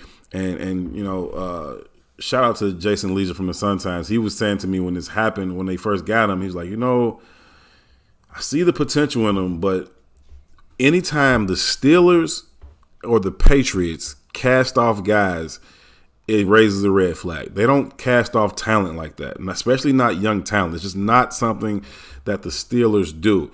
And the Bears have dipped into that well before. We saw it with Artie Burns, and we saw it with N'Keal Harry. And so, the Patriots, the Steelers don't cast off talent like that, and when they do, it raises a bit of a red flag. That being said, the Bears have already invested in him. You need him to hit, and so he would be the 4th guy that I would think about that says, "Hey, he really needs to take that next step." And just because I said 5, I'll throw in Justin Jones. It's because he plays that premier position for him. We talk about it being the engine of the defense or one of those hot spots, as Flus refers to it in his defense. It would be nice to see Justin Jones be a lot more disruptive this year than he was last. I do want to say this real quick, and it's not to be obtuse to what Herb just said. This is just to keep everybody in this chat and every person that's going to watch the show, every Bears fan, to have the proper perspective. You have to remember, these are young people, very young people, with a whole lot of pressure on them. And everybody's learning curve bends differently. And with that being said, now I am kind of defending Chase Claypool. He may have been somebody that had a red flag in Pittsburgh, but you just don't know what happens when somebody goes into – I'm going to bend towards Eberflus, his staff, and what they're able to get out of a young man like that and understand what this guy might need to make the maturity expanse in his spiritual. You have to understand, you can't force a person to mature. You can't force a person to grow up. And that's what I saw a lot of when he was in Pittsburgh. Just young and doing young, stupid SHIT. You know what I mean? Just all the time. And you get in the right environment around the right types of people, and with the right motivation, you can change all of that in a blip. I've seen it happen too many times, and that's what I'm hoping for with Chase Claypool. I don't care about all of what he didn't do in the limited amount of time he was with the Bears. I don't. Yeah, that was a tough situation. Yeah, it's a specific situation that has specific details to it. It's context behind why he wasn't able to do what he did for the Bears this year. And so, that being said, I mean, I'm just not that critical of him right now. I don't think that trade was meant to benefit last year. I think this is the year was meant to benefit. There was no way he could pick up, scheme, and the kid's too talented, man. To if his head is on right, to not help this team. Right. So, yeah, they also knew that the free agent class of wide receivers was thin this year, so they knew there wasn't a whole lot of help to be had there. So if they were gonna improve, they were looking ahead to do that. So I thought it was a shrewd move for them to go ahead and do it. He has the physicality, he has all the measurables, he's got the size and all those things. It's got to come together for him. They need him. They just gave up the wrong second-round pick for him. Yeah, man. Yeah, man. I don't believe that. Yeah. All right. 32 was looking good. Let me ask you this, Nomad. Would you rather have Joey Porter on the team or Chase Claypool? Joey Porter Jr. Chase Claypool 7 days a week, twice on Sunday. Okay. And you want me to tell you why? Tell me, please. Chase Claypool, Joey Porter is going to be a laundromat, a yellow laundromat. They're going to flag him a lot. And his feet doesn't match his mind. He sees things, but his feet don't match. Did you ever see what's the cat from Ohio State that everybody's talking about? Jackson Smith. Man, he put him in his trick bag, dude. Man, dude, that's an experience all within itself. Just watch that tape, and you'll see. No, I can see that. I also see that pick was very risky for Ryan Poles. This could be the pick that could help to define his regime with Chicago for the last 4 years, 5 years. Making that trade, I know the need, but let's all face it, he was tanking in 2022. Why pick up a wide receiver in the middle of the season when you could potentially have the first overall pick in the first, second, third, fourth round, when you can have that and you're trading it away for a veteran receiver? I understand that he looked at the marketplace and he said, I don't want to pay for any of these free agents. I don't want to, the opportunity to draft a credible wide receiver in 2023 is going to be minimal. So I understand the trade. I'm just saying that it's going to be really fascinating to see how this turns out and whether that was a good trade or a bad trade, because your analysis, Nomad, on Joey Porter is absolutely correct. I don't think anybody would argue that he is a penalty machine, but he could also turn out to be a high-quality defensive back.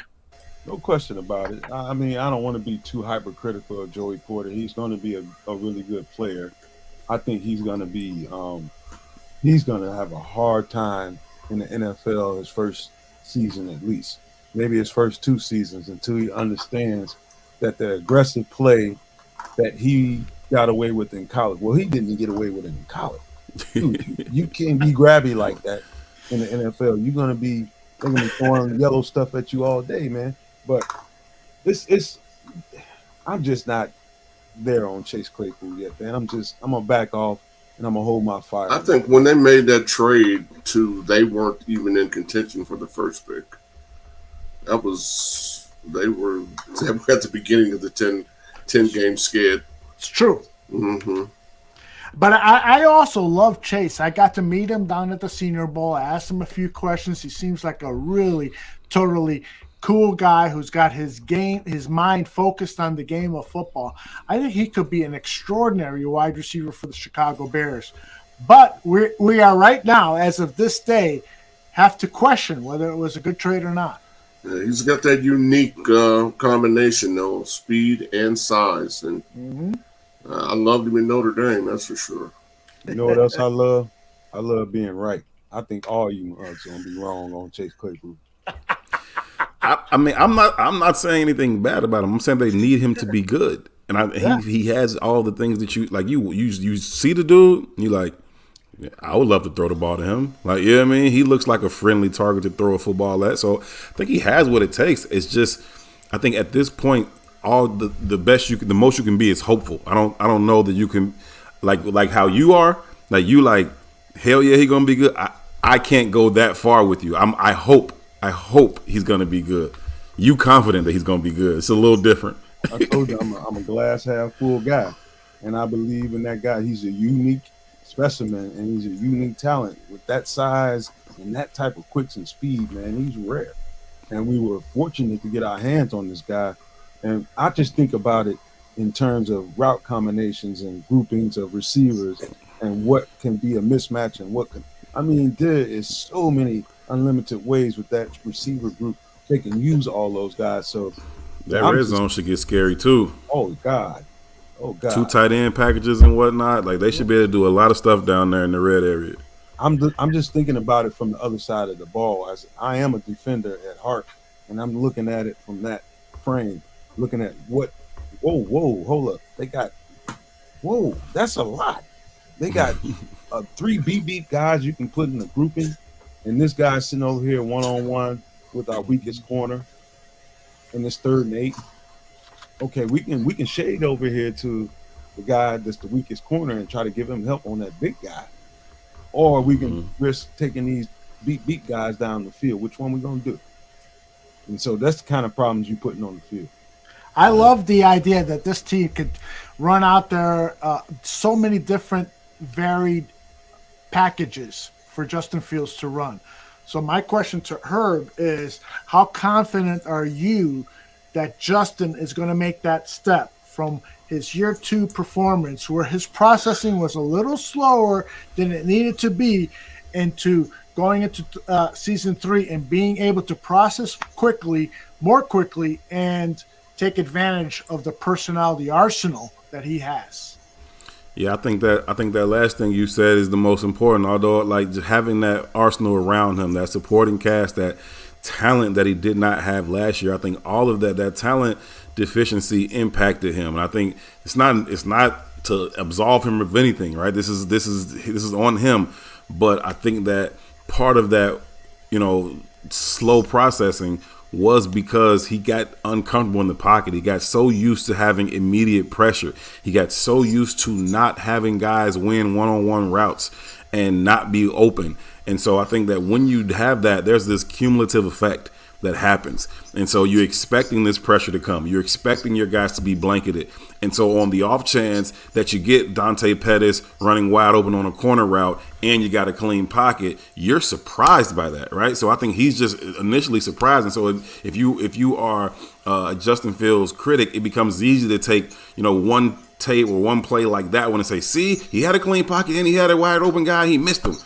Well, that's because the previous 7 dropbacks, he had instant pressure. There's a cumulative effect to that. Yes. And people don't factor that into it. He's not in his wildest mind when he broke that huddle was he saying to himself, Dante Pettis is going to be wide open and I'm going to have a clean pocket. When has Dante Pettis been wide open and when have I had a clean pocket? Like, that's just not, I'm not anticipating that. And there's a different thing when you are. And so I think this year he will have a reasonable expectation that DJ Moore and Darnell Mooney and Chase, these guys, they can get open. And now you have a professional NFL offensive line in front of you. So you have a reasonable expectation that I'll have time to get to the top of my drop, time to get to my second read, time to get this ball off. And it's just a different process. And again, it's not to absolve him of it. That's his job. But I'm just saying that there is a natural cumulative effect when you are constantly uncomfortable in the pocket. And so I think that, if he can, learn to, appreciate the talent that he has around him and be more comfortable in the pocket, he should certainly take that next step. And that should open up a world of things for Luke Getsy and all those different, personnel combinations that you were just talking about. Luke Getsy's got to find ways to use those things. He's got to find things that he loves to do, but then find multiple ways to get to that.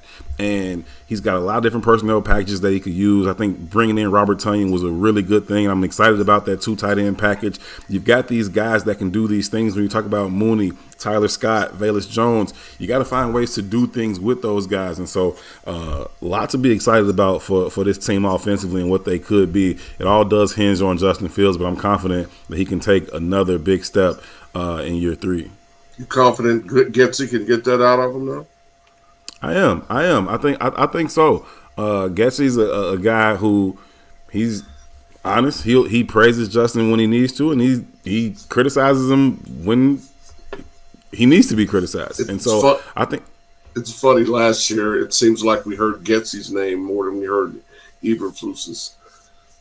Yeah, I mean, when you talk about this young kid, face of the franchise, and who's driving that car, it ain't Flus. You know what I mean? I mean, Flus is overseeing, and sure he has final say. He can do what he wants, but that's Luke Getsy running that offense, and so ultimately, Coach Getsy is the one that's going to be responsible for that. Him and Janoko, are managing Justin, and I think they've done a decent job of it, but. Listen, you got to have guys in this league. You got to have elite talent. It's just what it is. There's no a coach ever that's won with bad players, and I don't mean bad for like everybody in the NFL is a really, really, really good football player. The number 53 dude on the team, and the really, really good football players. But it's levels to it. And if you're talking about being an elite team, you need elite level talent. They just didn't have it last year, and they starting to accumulate some of that this year. And I'm excited to see what Coach Getsy can do with it. You know what, man? Let me say this, man, and I have to embellish for you, This is the reason why when you're starting a podcast and you're trying to, and we already have a reputation for football and knowing football. And when you go and get somebody like a Herb Howard, who is not, to me, you're not just a reporter to me. You're a guy that I really respect when it comes to football acumen. And when you match that up with somebody like myself and the people that are in this chat and everybody that's on this show right now, all these people that are inquisitive about the things that go on behind the scenes and what you know currently, I mean, it is such a explosion of information that people are going to really, really like, man. Herb, I do believe that it is incumbent upon myself to ask you to keep a door open to this podcast. I want to see you here on a regular basis, man, because I think we're just getting started, man. I think this can get really good, and we can develop a different kind of content for Bears fans that is more realistic than some of this stuff that's out there. I'll just say that. And I do appreciate you, man, on a level that is deep, man. I just want you to know that, bro. Say less, man. Listen, hit me up. You know, anytime I can come on, I'll be happy to come on. So it ain't nothing but a call or a text. We can set it up, man. Sure enough, man. And my guy over there to the left, my man Aldo, man, listen, let me tell you something, Aldo. The things that we've been through and the things that we're gonna do, all was for a reason, man. We got to this point. I'm at this point. You're at this point for a reason. The stuff that's gonna happen based off of what just happened tonight and the things that we've done in the past, man, I so look forward to it, and I think it's gonna be great, man. So thank you for being here. Thank you for helping me bring my, what do they call that when you bust a champagne bottle on a maiden voyage of the inauguration, whatever. I'm with you, bro. A waste of alcohol. That's a good point, man. I want to drink that thing. I hear you. Hey, no, and if I could just add, I think that what we're experiencing here is the future of communications when it comes to sports. You know, citizen journalism, citizen sports journalism is a real thing. When I hear people like Nomad talking about the game of football, like they have an insight and a knowledge, unlike other people who are talking about the same thing, that I want to hear that. And when I hear Nomad and Herb Howard talking football in a way that is musical, I want to hear that. And I really, really appreciate being a part of your debut show, your inaugural show. And I drank my can of beer, but hell, I'll open up another one. I want to give me one right after this show, man. Indeed. I want to take the time to make sure that people really understand what's going on here. Everything you see here is because of that guy C Sharp up in the right-hand corner. And my guy in the background, he's being a little shy right now, my man Nick Welsh. Man, if it wasn't for these two guys, man, I'm not out here.